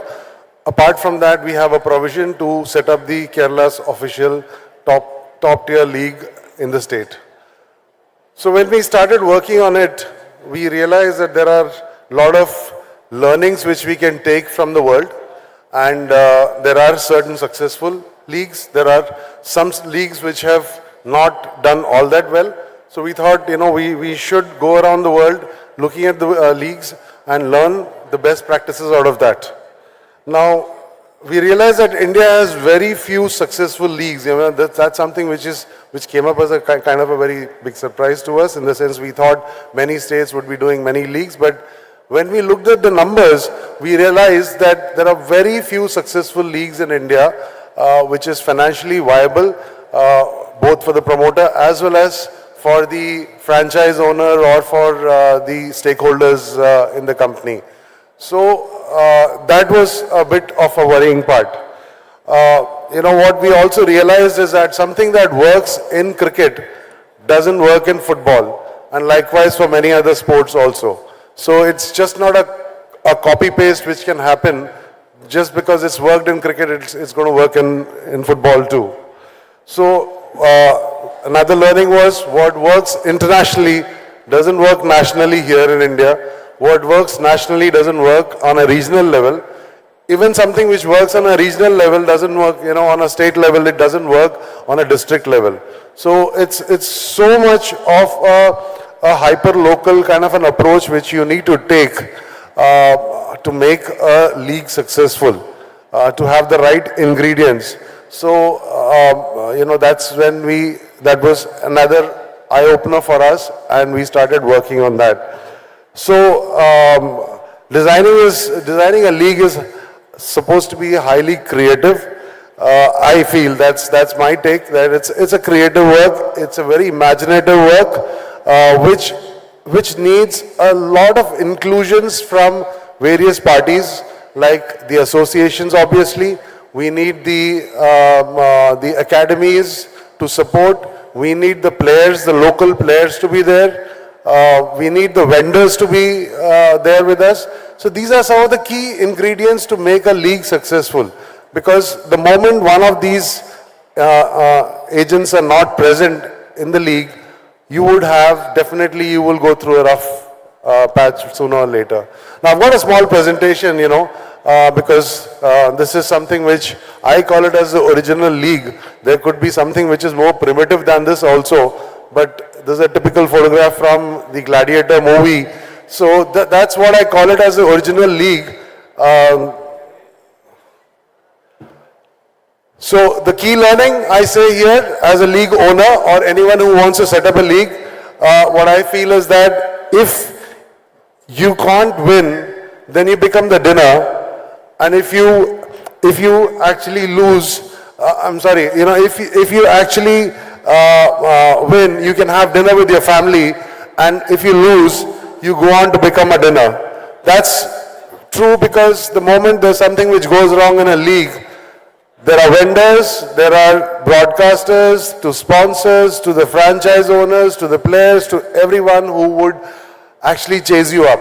So that's something which you need to all be careful about. That's our first learning. So let's not be the dinner. We need to have dinner with the family. So looking at the successful leagues, we came across about 5 or 6 successful leagues, and there are many of them. But in the world, we've taken about 3 most successful leagues, and also in India, some things some certain leagues which have been running successfully. Now, each of this has got a distinct characteristic. Why this is successful, I've touched upon a few key points. Like,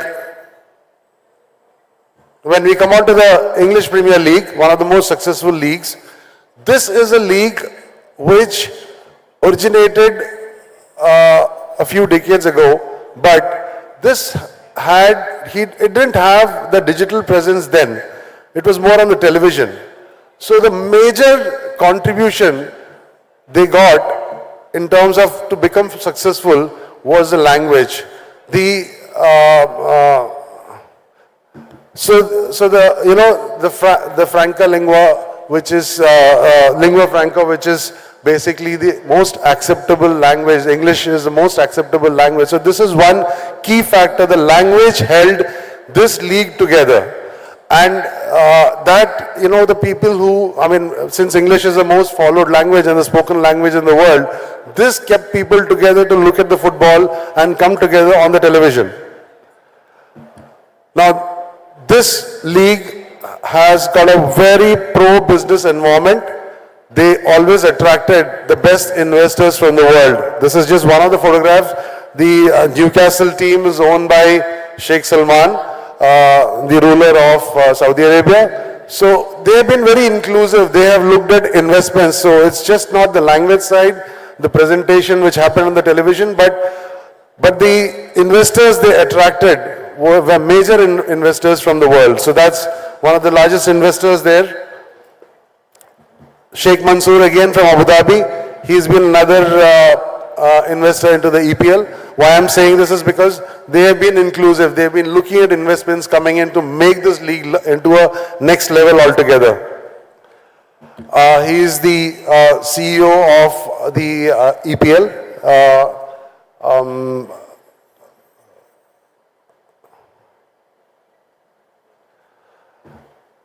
Yeah, so basically, as I said, it's the marketing, the language, the pro-business approach, what EPL has adopted to make them where they are as on date. The next interesting case study is on La Liga. Why La Liga is La Liga? So, their approach was something called Galacticos. Now, Galacticos, they had a very clear approach that they are going to get the stars of the world to come and play there. No matter how much ever they cost, they would bring in the best stars to come and perform there in the stadium, which attracts a lot of fans, a lot of viewership across the world. So these are some of the people who have been playing. The second approach what they had is called tiki-taka. It's called the total football, where they play in triangles. And it's a very swift way of playing, a very calculative method of playing. This tiki-taka was actually popularized, and the La Liga entire league practices the total football concept. So that's been a differentiator. Now when you look at the EPL, they're very aggressive players. When you look at the La Liga, you have more creative playings happening. So that's the difference which people liked, that this is something which is more geometrical, this is more pass-oriented, this is more team-oriented game. That's what this league promoted. Now the third very important thing, which right now India is also facing, the ISLs and a lot of other tournaments, they face this issue of the right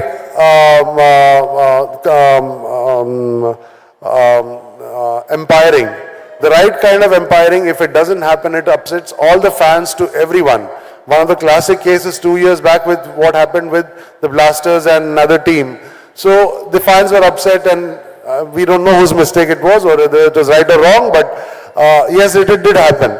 So here what they practice is a very fair umpiring in the league, and there are red cards issued to the players if they do not adhere to the league rules. So this is something which is a differentiator again. So the La Liga has got such different approach to the whole league, and it's a very humanistic kind of a game what they play there. Now this is Pro Kabaddi from India. It's been very successful in the last few years. In fact, one of our board member, our advisor, board member, very close friend of ours called Charu Sharma, he was the one who set up this. In the last few years, Star TV has invested with them. They hold now 76% of Pro Kabaddi. The valuations are over 900 crores. I'm sorry, I think that broadcast right is more than 900 crores. The valuations could be much different. So that's been one of the most successful leagues. This is because it's a very television friendly kind of a sport. It can be, assembled together fast. It's an indoor stadium. It can be done together. It's very colorful. And the most important thing is that it's very intense. Players, the action doesn't stop. It's start to the stop, it's continuous. So that's actually keeping the people glued onto the television as well as the people who are in the stadium. So that makes a whole difference. And we've all played this kind of game while we were in the school. So that makes it very interesting for us to also look into it when it's happening on the television or in the stadium. Especially for Kerala or many parts of the country where the weather is pretty harsh, this sport actually helps being conducted. IPL has been a total success story. That's, I think, one of the best leagues in the country. The best, in fact, in terms of numbers. The last rights for IPL broadcast was at 47,500 crores, out of which the digital had contributed about 23,000 crores and 24,000 crores was by the television Star Sports. So that's a kind of a number, and each franchise has been valued more than about 2,800% on what they have invested, except for the new entrants like Lucknow. But the Mumbai or the Chennai teams, everyone's got a valuation of more than 2,800%. Now, obviously what added to their success is the glamour factor, but the biggest learning what I saw, it was not the Shah Rukh Khans or the Preeti Zintas who were there. It was a very simple thing which was introduced by the then management of BCCI, which was which accepted to do the cheerleaders. So that actually attracted a lot of people into the stadium, and from there on they built it. But obviously they have a lot of stars like Shah Rukh's and all the best actors of our country supporting the teams. So that itself makes it big. The other thing about IPL is that it comes with stars, because we've been seeing the Virat Kohlis, the Dhonis always playing. So they're already big stars for us. So when they're on the ground, there are a whole lot of people who would want to come and see. Unlike football or a volleyball or a kabaddi, where probably the faces are not recognized, they are emerging or budding stars. So that's one drawback which the other sports have got. In cricket, they have always got their advantage. Obviously, it's a television-friendly format, the T20, which became easy to watch, short duration. What we realize now is that shorter the game, people are looking into the televisions more, or on the mobile phones much more than looking at a 1 day or a 5 day match. This also had entertainment packed with it. The Indian Super League, obviously Kerala has been a major contributing factor, and the learning is that the fans can make the whole difference. They have been extremely inclusive about their fans. They have built up the 4th largest fan base in the world. It's the 12th largest social media followed sites. So the numbers are huge when you look at the ISL, because of the support from Kerala. So it's completely a passion-driven market. So there's a huge learning that you can't leave the fans alone and build a league yourself, which doesn't happen in the rest of the part of the country as of now for a league like this. Bundesliga, again another concept where they have worked with fans for 50% of their stakes are given out to the fans. It's owned by the fans. And 1%, the deciding share, is with the fan again. Not 1%, one share, whenever there is a tie, the fan decides the decision which way it has to be taken. So that's a very interesting model. So it's driven by the fans.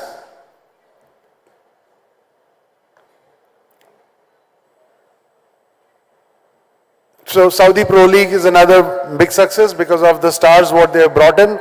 So in 6 months' time, they were like catapulted and into a different level altogether.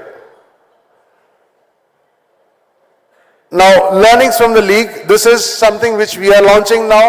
By August 2024, Super League Kerala would be launched with 6 franchise team owners spread across Kerala. And that will expand. We will expand by the 3rd year to more locations. But year 1, season 1, that's starting this August, which goes up till about October. We will be having 6 franchisees contesting this this football league. Now, as I mentioned, this is going to be the top league, the #1 league of Kerala. From here, they can grow into the second tier of I League, and from there into the first tier of I League, and then to ISLs, and the path is open. So we decided that we give out, it's a suggestion to the franchise owner. Finally, he is the one who has to take a call, but 25% of the equity will be held by the fans as of now. Second thing is, obviously, we have the patrons like the film stars from Kerala industry who support our league, and the team owners, because anyway the glam factor always helps in pulling the people into the stadium. Because we've realized one thing: the moment your stadiums are full, you have a happy sponsor, you have a happy broadcaster, you have happy players. So it's very important to keep the stadiums full. And we also wanted to get in with the concept of the tiki-taka total football. That's how we have tied up with Andres Iniesta, who is one of the finest footballers in the world. He's a Spanish footballer, and Andres Iniesta has been a great supporter of Kerala Super League. He has also promised to come sooner or later one day to Kerala. He's really a big star, so and he's right now playing with the Emirates club right now in Ras Al Khaimah. He was in Japan before. The fourth implementation, what we are doing, is a 360-degree engagement by people. So basically, we have it's an entertainment-packed stadiums, where we do the film launches, we have music shows, we have DJs. So all that thing which helps the crowd come into the stadium. We are also having the veteran players as the front end of the league and the football club. We also have sister clubs like Boca, Benfica, and few other clubs which will do the front ending. As I mentioned, for a better fan experience. These are the sponsors we are looking at.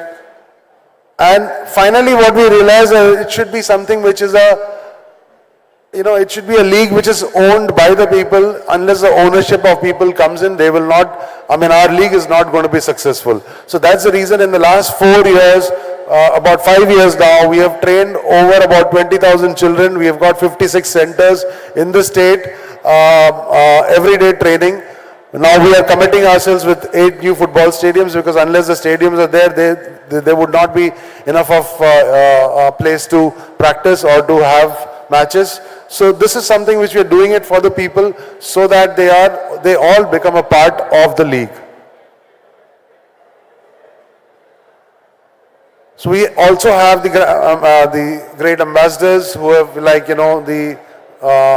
the veterans who have been with the football ecosystem and who have been great players. They would be visiting us. They would be involved as a face of our teams. As I mentioned, we are also tying up with some of the clubs, leading clubs of the world, like the Boca or some of the clubs from the Middle East, which will help us basically build this team. So this is what we are going to be looking at, the Super League Kerala, and we've started the first phase of the campaign, And soon we'll have the franchise launch, and we'll have the team launches and the drafts of the players and rest of all those things before August of this year. So these are the three venues where we will be holding. It's in Manjeri, that's in Malappuram, Kozhikode and Kochi. As of now, because of lack of good stadiums as of now, purely under floodlight. So we have three objectives. We engage the people. We have the evening matches, which makes it easy for people to come to the stadium. We have evening matches, engagement through that. And then we have, basically encashment of the brand, the sponsors and all those things, get better visibility during this course of playing. That's it. Thank you so much. And we seek your support for the success of our league. Thank you so much. Thank you, Shri Matthew Joseph, for your insights. Shri M.A. Baby, ex-minister, has joined us online. We heartily welcome you to the event, sir, and we request you to chair the session.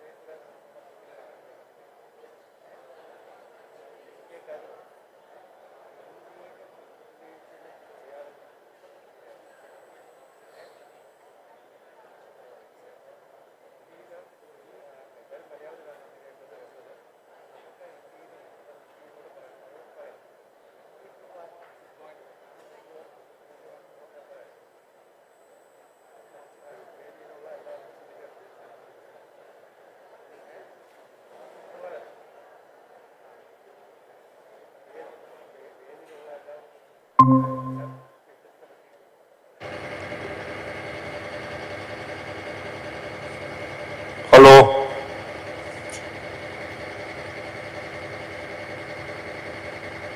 Hello. Sir, കേൾക്കുന്നുണ്ട് പറഞ്ഞോളൂ sir. Hello. Hello.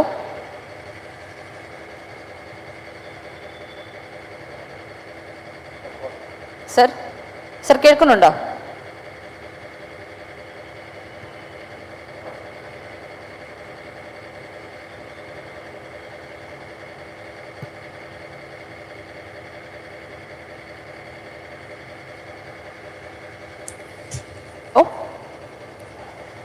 Hello.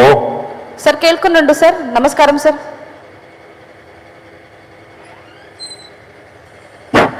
It is better because in between it went off.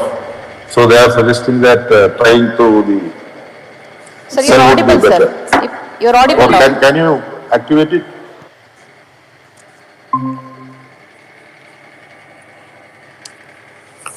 internet issues. Now it will be.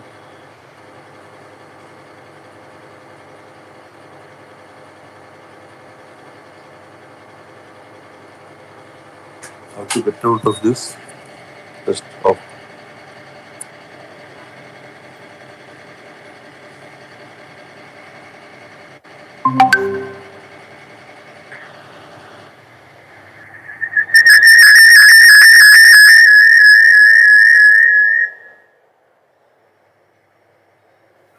You have a mic. Hello. Hello.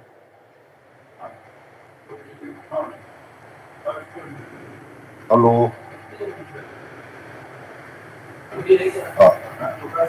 Are you able to hear me?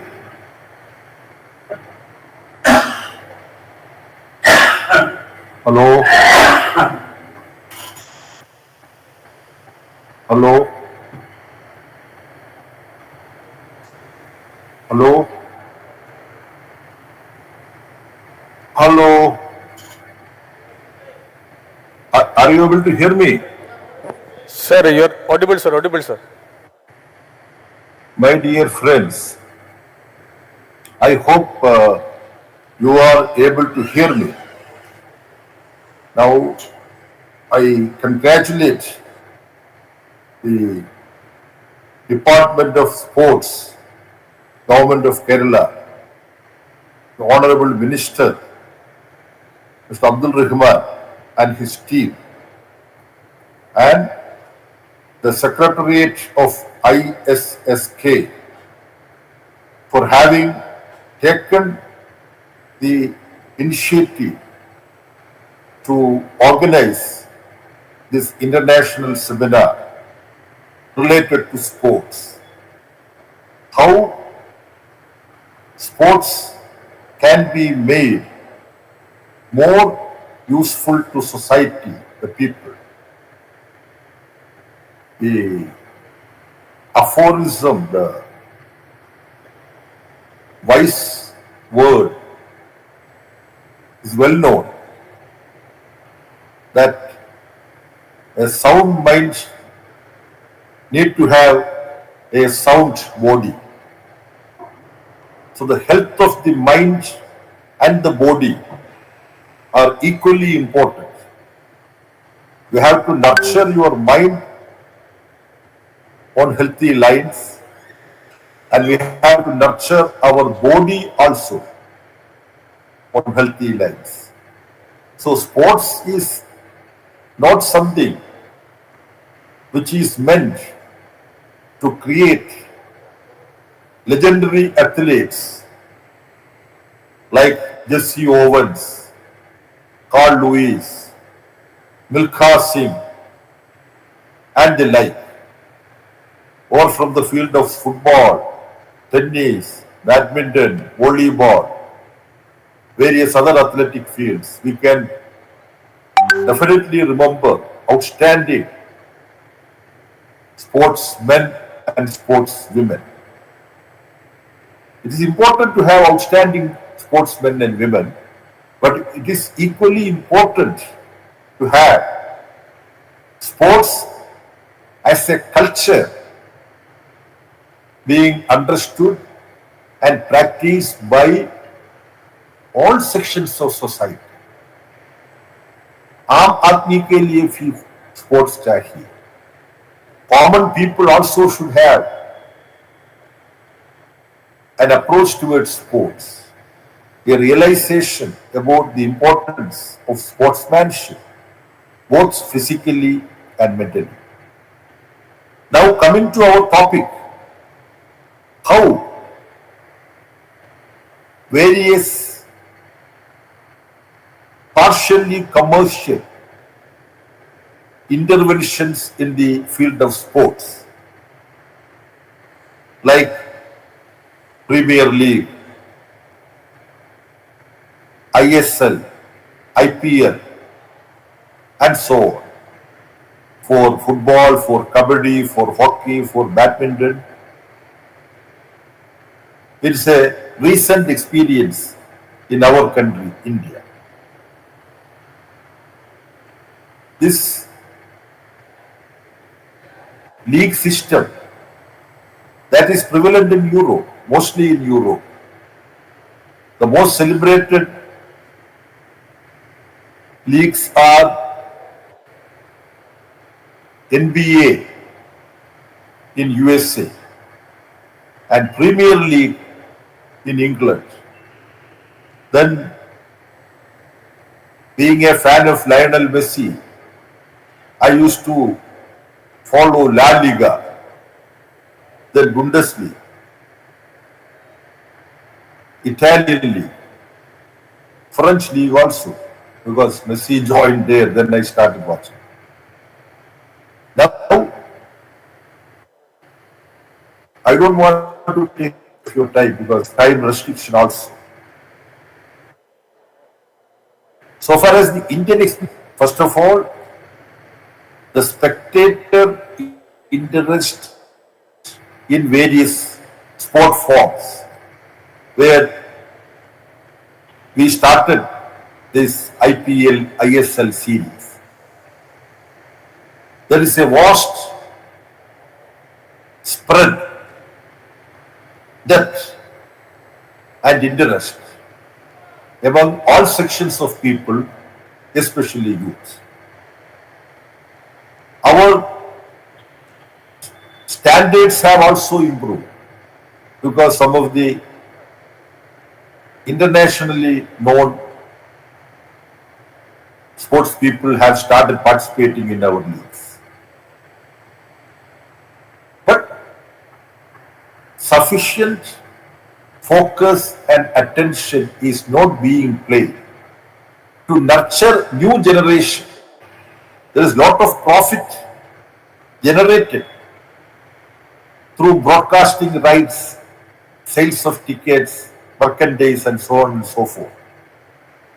But only part of it, a very minuscule, insignificant part of it is being used for attracting adolescent boys and girls at their adolescent age. Only if you start investing in future generation, a healthy future society can be generated.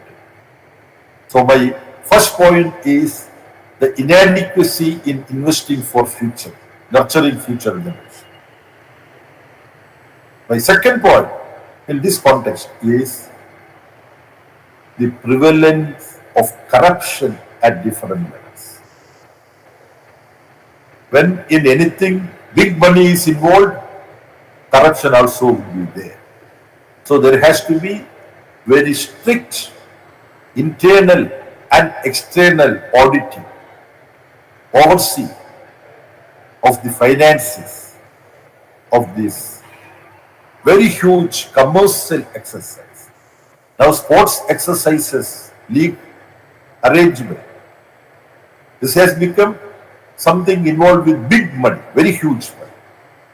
My third point is that many people who don't have any genuine interest in various sports fields, they try to be in the leadership of these Premier Leagues, therefore in the leadership of various associations, so that they can control money, control power and be in the limelight. There has to be some mechanism. I do not know how this can be nurtured. There has to be some mechanism to ensure that these activities in the sports field are looked after and guided by people who are genuinely interested in the sports fields. In every association, a certain percentage should be from those who have practiced, those who have excelled in the sports. I am very thankful to the organizers for having given me this opportunity to participate in this discussion. Due to some technical problems, I could not join right in time. I do not know whether you were able to hear what I have stated. Even if you fail to hear, you did not miss anything much. Congratulating this exercise once again, I conclude. Thank you very much. All the very best. I hope there will be very good positive result from this exchange. Thank you. Thank you, sir, for your valuable insights. Now I request Srimati Prerna Sharma, Director 3BL, for her presentation.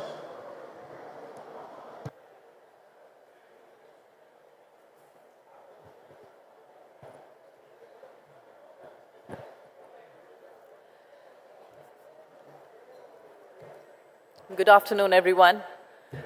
I would like to start by thanking Kerala government for inviting us, for giving us this opportunity to be the part of this sports summit.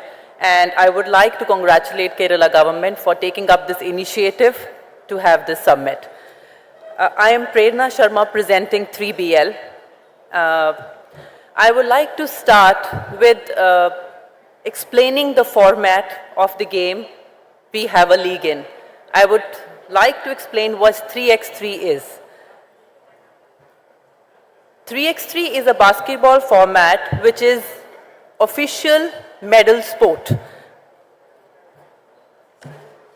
And 3x3 is a half-court game, unlike the normal basketball, which is played in the half-court by 3 players on each side, aiming to win the game by acquiring 21 points for 10 minutes. It's a 10-minute game which is played between 3 players on each side, 4th on the bench.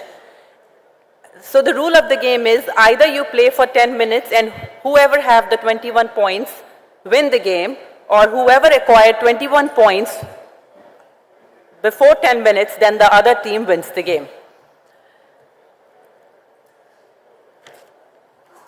So to put it in a simple way, I would say 3x3 is the IPL of basketball. And this is the only sport which gives individual ranking. Ranking means points to the player.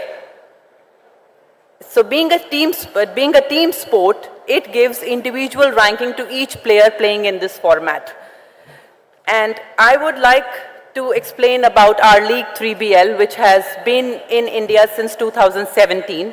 3BL is the only league which is affiliated by FIBA. FIBA is the international body of basketball, governing body of basketball, and by BFI, which is the Basketball Federation of India.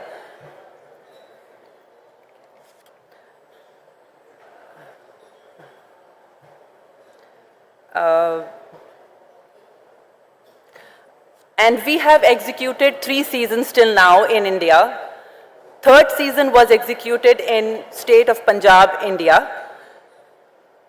And now I would like for all of you to know that the social cause behind our league, how this game, the format of 3x3 and 3BL is serving a social cause as well. 3x3 is the only format where a private body, a private entity like 3BL could assist a federation to enter or to win an Olympic medal. To qualify for Olympics in this format, a national ranking of our country has to be top 3.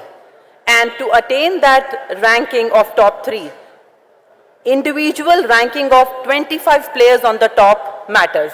So the top ranking is accumulated by the top 25 players of our country. And this ranking is acquired by a player by the number of tournaments played by that particular player. And 3BL as a league gives highest league points in the world to each player who plays for it. To give an example, in 2020, we executed the season 3 of 3BL. We kicked off that season with India ranking on the 75th number in the FIBA ranking, which is official ranking system of 3x3.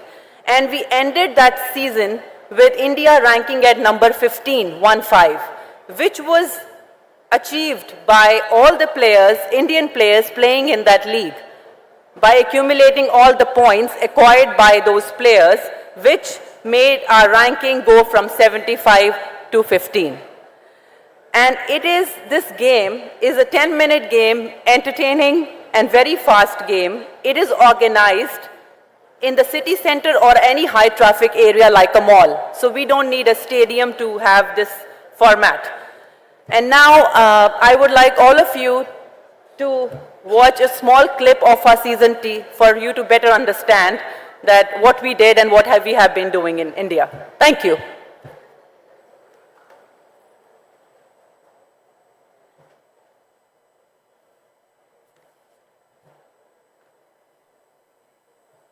It's the bearded king, man, y'all better stand up. 3BL, man, get your damn hands up. 3BL, man, get your damn hands up. 3BL, man, this the damn anthem. It all started with a group of boys playing basketball. It all started with the passion they had for basketball. It all started with Mr. Rohit Bakshi wanted to do something for the country, to do something for the kids who love sports but they don't have a platform. I started playing 5-on-5 when I was 12 years old, and I came across 3x3 in 2015.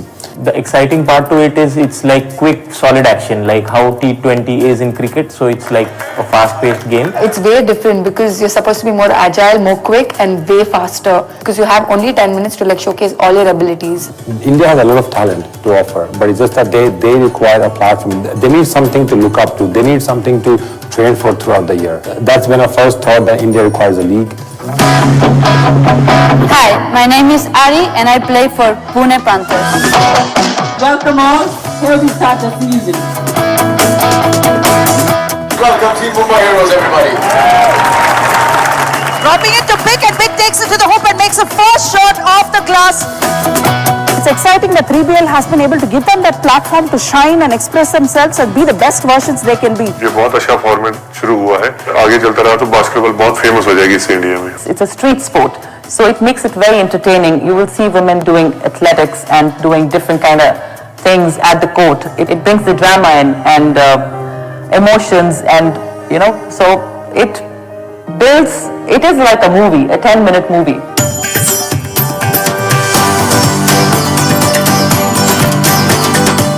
Which is built across the game. Thank you for your time. So, thank you so much, Srimati Prerana Sharma. I request Shri Deepesh Indrapal Solanki, founder UBL No Scope Gaming, for his presentation. Good afternoon, ladies and gentlemen. And I firstly want to thank the Government of Kerala and Sport Minister to giving us the opportunity to talk and share a success story of the league we found. So I'd like to request sir to play the first video. Excuse me.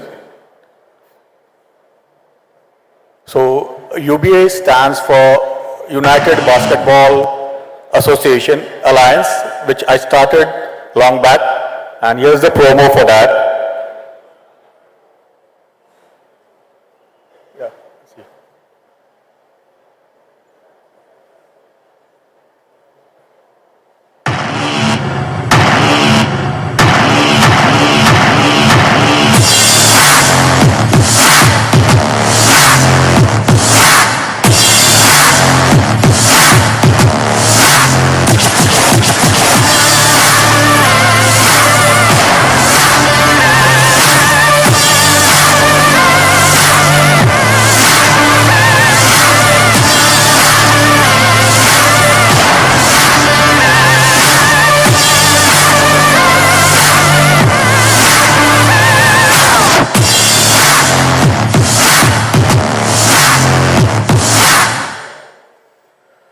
So here's the promo. So I'll just go back in my life where we started a league.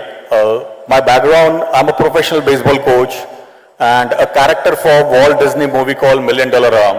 While I was getting trained in US, I found that we have AIU in India and at the same time we have NCAA in US. But in AIU, what I found is that the games are never been telecasted, never been shown or anything.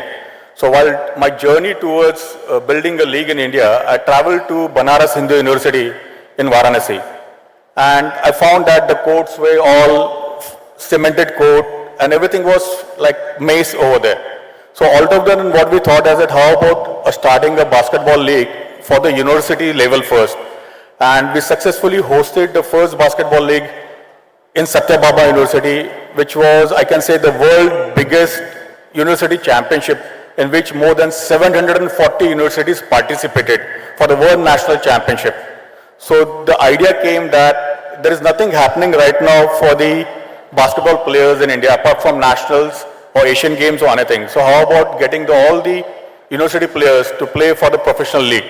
And that's how the dream started to be a professional league. We successfully had around 7 seasons played with foreign players as well as an Indian players, and I'm proudly I can say the founder of 3BL was one of my member in my Haryana team.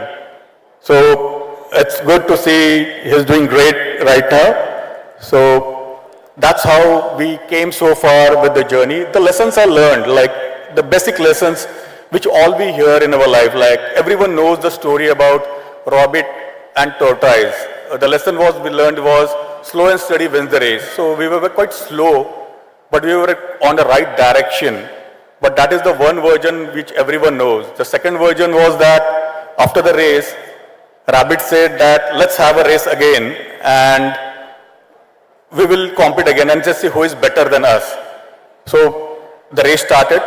Rabbit learned a lesson. I should not underestimate the opponent, and he won the race. So the same thing what we did is that we never underestimated the things what we are doing. We were working with the federation.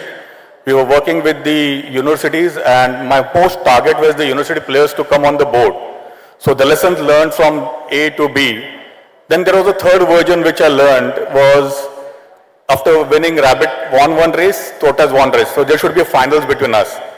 So Tortoise said, okay, let's do a final, and this time I'll plan the route and you have to be the part of that. So Rabbit was overconfident, okay, let's do it. So Tortoise formed the route, and he said that the race started, and while the route, there was a river between that. So Rabbit runs very fast, he stopped on the river, he can't swim. Tortoise came slowly, he crossed the river and won the race.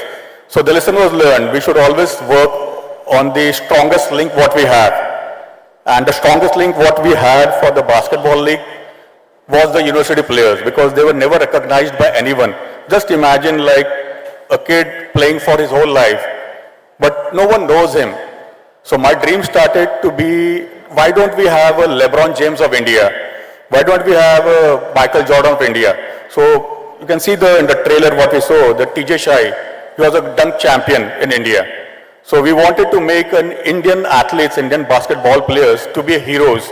So that was the lesson, like my strengths were what. So the lesson learned for me was like, yes, I need to focus on my core team, my Indian players, and we have a very unique players like Narendra Grewal from Air Force. He shoots with one hand. So the unique players, and moreover, the fan following started coming up. I was invited in Hall of Fame by NBA for my league, where we represented UBA. And the fourth lesson, which was a very unique lesson which I learned, was like after the race, Rabbit and Tortoise become good friends, buddies. And they said that let's have a race again. But this time, when they were racing, Tortoise was on a rabbit's back on the land.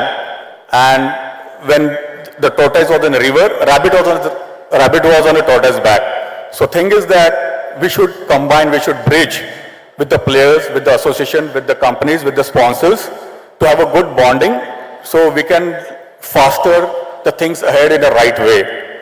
So that's how the UBA was very successful.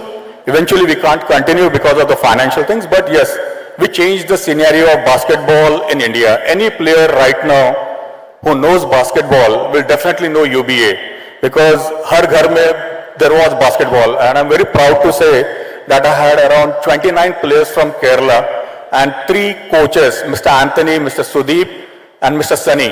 They were the 3 top coaches and players from Kerala who were the part of my league. Now, the lesson learned from all the 4 elements, I thought that what is the next to be done and what is the biggest next thing in India and globally. That comes the gaming. So can you play the second video?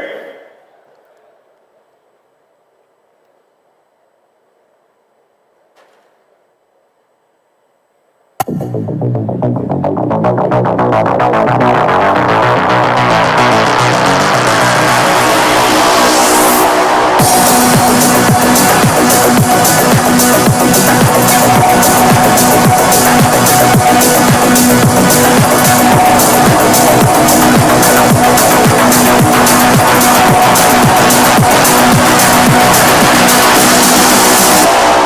Scope Gaming. It's your time to win. So, no scope gaming is the next future and my next dream in India. So right now, we see online gaming, we see online league and everything, but who are playing in those leagues? Only the professionals. There is no school in India or abroad where the kids can be trained to be a professional gamer. So that's what the no scope gaming is all about. We want to develop a system, an ecosystem in India where kids can follow their dreams, foster their things in the right way to do right things, and create good memories for everyone tomorrow. So in coming couple of months, we'll be hosting the first ever virtual tennis national championship in Kerala in TTC Stadium. So that will be a kind of a unique experience moving forward to build a league for virtual tennis in India. I thank everyone to listen me because this was the last moment thing which I was invited over here. But yes, India has a great potential, and I believe, like, I traveled all over globe and I found the Kerala government is so active to take things in the right way. Like, this is the first government who has invited an esports gaming to be a part of a summit where they want to change the scenario of India. And I'm very proud to say there is a team called Blinds, they're the national's #1 team. And the gaming is growing hugely. So there's a big prospects with the traditional games, with the no-scope gaming also, and moreover, we will be focusing on the rehab programs which we have for the athletes, because everyone wants to win, but there's the injury part also in the game. So the lesson was learned that there should be something which will not break their leg, not injure their endurance and everything, and they get trained virtually. So the lessons which I learned, I'm trying to implement in the coming leagues in a couple of months, and I hope the Kerala can be the big center to get started with a new journey for esports in India. Thank you. Thank you, Mr. Solanki. Now I request Shri Partha Acharya, sports journalist, MD, PR Solution, to share his thoughts.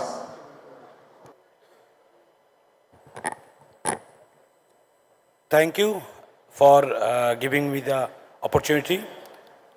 The Honorable guest in the dais and respected audience, good afternoon to all. I don't have any presentation with me. I'm not a good speaker. Actually, my work to ask the question, because I worked as a reporter. Before this summit, there was a online summit, 15-day summit, and I'm so lucky I host that summit with so many individuals, sports individuals, and the personalities. About the Kerala, in my childhood, I read that the #1 educated state is Kerala. My daughter is sitting there, and now she is studying that same thing. So this is Kerala, and I saw Bijayan and Anchiri was there. I give you one example. I will go to the subject before that. During the natural calamities of Kerala, that time I am so lucky I organized one match in Kolkata, and before the match day, Bijayan get badly injured and he had 8 stitches on his knee. But the commitment of the legend, Bijayan traveled there on the field and he encouraged all the players, and we are so lucky we contribute a few for the Kerala's Chief Minister Relief Fund that time. Regarding the league, statistics always good to hear. We can give you the statistics. I worked as a reporter more than 25 years. I know the reality. Maximum time I cover the football sector, and I know the passion of Kerala people. They love football. There is so many plans. There is so many presentation. 2047, there is a roadmap made by the All India Football Federation. It's really good to hear every time. But the unfortunate and practical scenario is, unfortunately the practical scenario is, in football, there is no such sponsor. Because in the game, like cricket or hockey, they have their sponsor because of the success of the game. Football, I saw, I visited so many states. I have now my own media and broadcasting company, and my colleagues, they are doing live for this event. They are working last 3 days here. I saw that there is no such sponsor or corporate to help the state association to develop their league. The state league is the main, I think this is the main route to, identify the players. They are the supply line. If the state don't have the league, then it's difficult to get the players. So for the development of the sports, we need a sustainable, one league where the association get the sponsorship, they can run, and we can find the players. Unfortunately, in India, there is few states who run the leagues, like Kerala, like Bengal, like Goa, the few states, and the Northeast also. But other states, they are, they are looking for the sponsorship. They are searching the sponsor. From my company, I try to support some state. In Goa, after 10 years, we start the broadcasting. We help them to get the sponsorship. Because I think before the league, we need a few things to develop the league, because of football, there is no such, corporates. Yes, AIFF are doing the so many things. They are doing the ISL, I-League. That's right. But the state league, where you find the players, you need the sponsorship. So I believe if the state association, they tie up with any sports management college, because there is no concept for the sports marketing. I don't find anyone who is doing the sports marketing thing in India. Yes, there is some corporate sector, they are introducing their league for the business model, but there is no such person who is doing the club marketing or the state league marketing. And there should be one more thing. When you run the league, the senior team play the matches, and after next day, there should be a junior league. I give you one example. There is a Iceland, I forget the name, maybe it's Silly, it's nearby UK. There is only 2 teams, the smallest football league in the world. Only 2 teams participate the league, and they played 18 times each other. So that is the smallest league in the world. And if the state association organize the league with the junior league, and this is the time we conceive the, we lost the matches against the teams like Asian teams, like Japan, like UAE, and we get appreciated, we get proud that we are not conceiving 5 goals, we conceive only 2 goals. No, it's very negative approach. From my childhood, I read the article on the newspaper. There's India conceiving 2 goals, India conceiving 3 goals. When we read the India beat them and won against Japan or the strong countries. So we have to change our mind, we have to focus, and this is the right time to choose the kids from the state level and send them to top league in the world.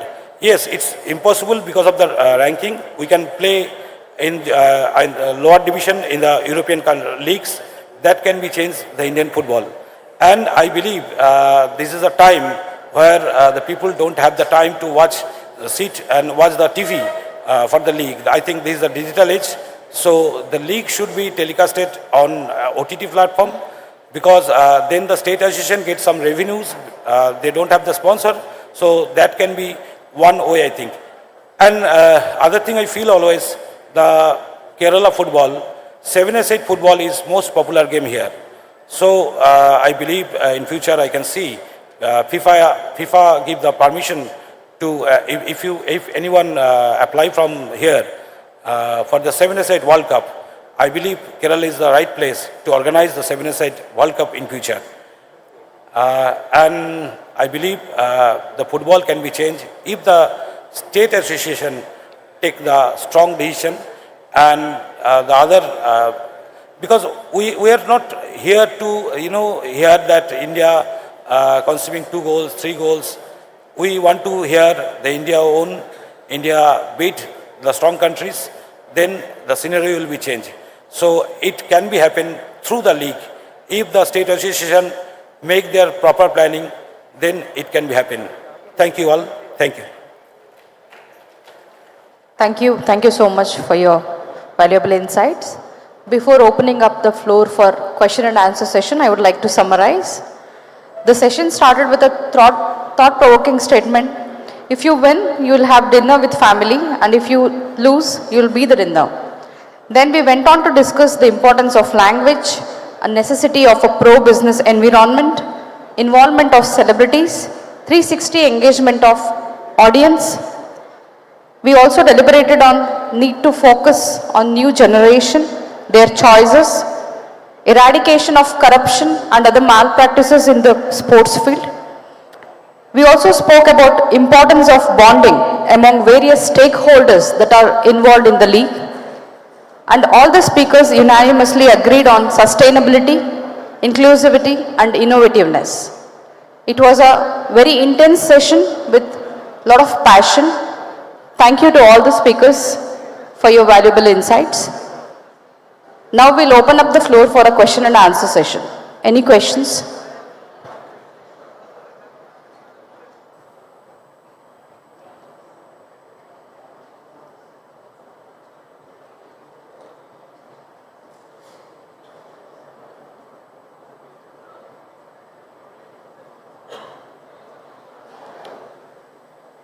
Yeah, there's a question.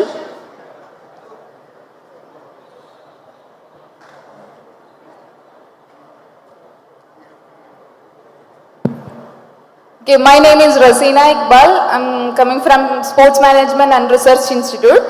So I have a question to Solangi sir.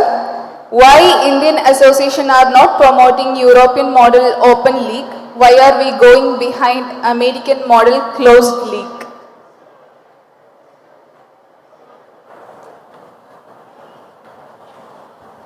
Hi.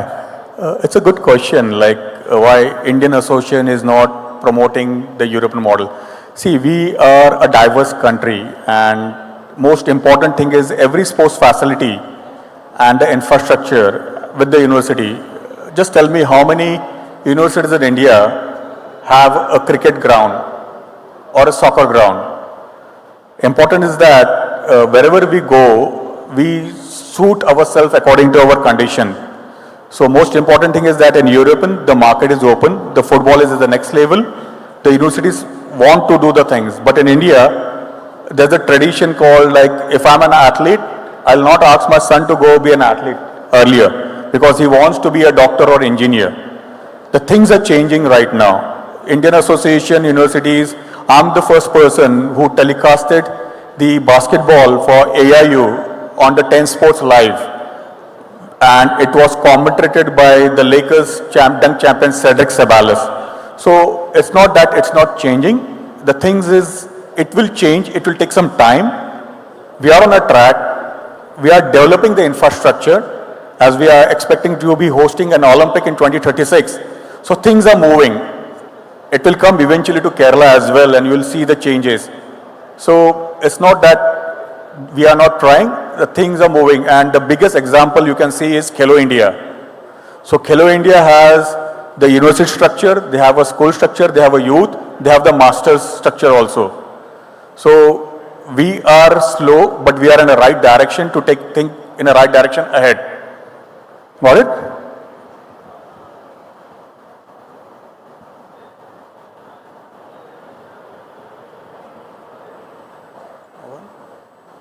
Thank you. Any other questions?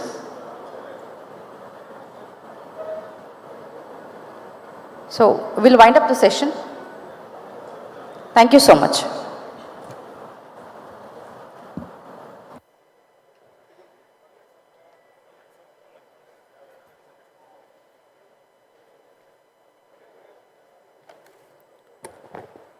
Ladies and gentlemen, now we come to the end of this session. Lessons from the leagues. So I think that we have to learn a lot of lessons from the leagues.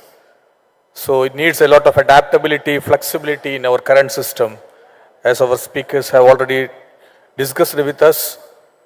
So we have to develop our infrastructure and other comprehensive technologies and techniques to cope up with the latest trends in the sports arena and the sports world. So now we have the concluding session, the token of presentation of love and gratitude from the part of International Sports Summit, Kerala. To present the mementos, we have the guest of honor, Sri Anil Kumar, President, District Sports Council, Pathanamthitta. I request Sri Anil Kumar, sir, to present the memento to the guests of this session. First, I would like to invite Madam Meghasri IAS, Director, SCST Department, Government of Kerala. Please, Madam.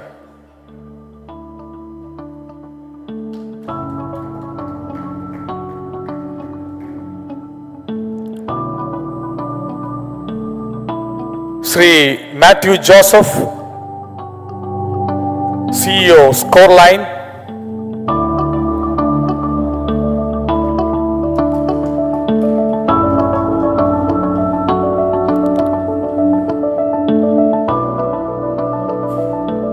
Srimati Prerna Sharma, Director, 3BL.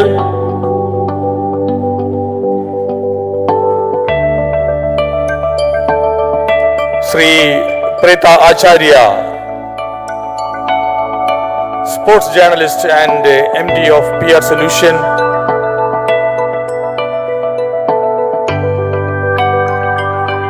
Sri Deepesh Indrapal Solanki, Founder, UBL and No Scope Gaming.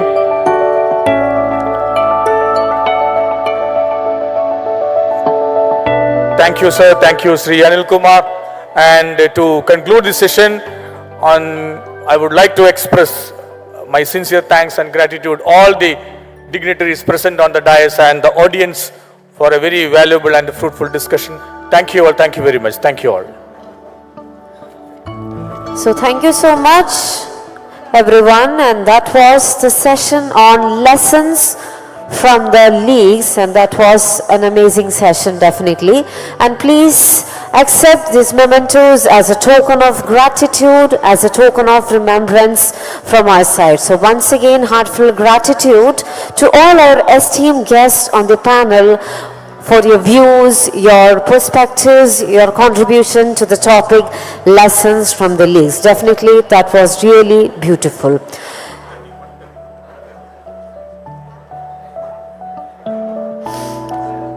So once again, we all are witnessing the International Sports Summit of Kerala 2024, extending from 23rd of January to 26th of January. And we just completed the session on lessons from the leagues, and once again, heartfelt gratitude to all the esteemed guests for your wonderful session.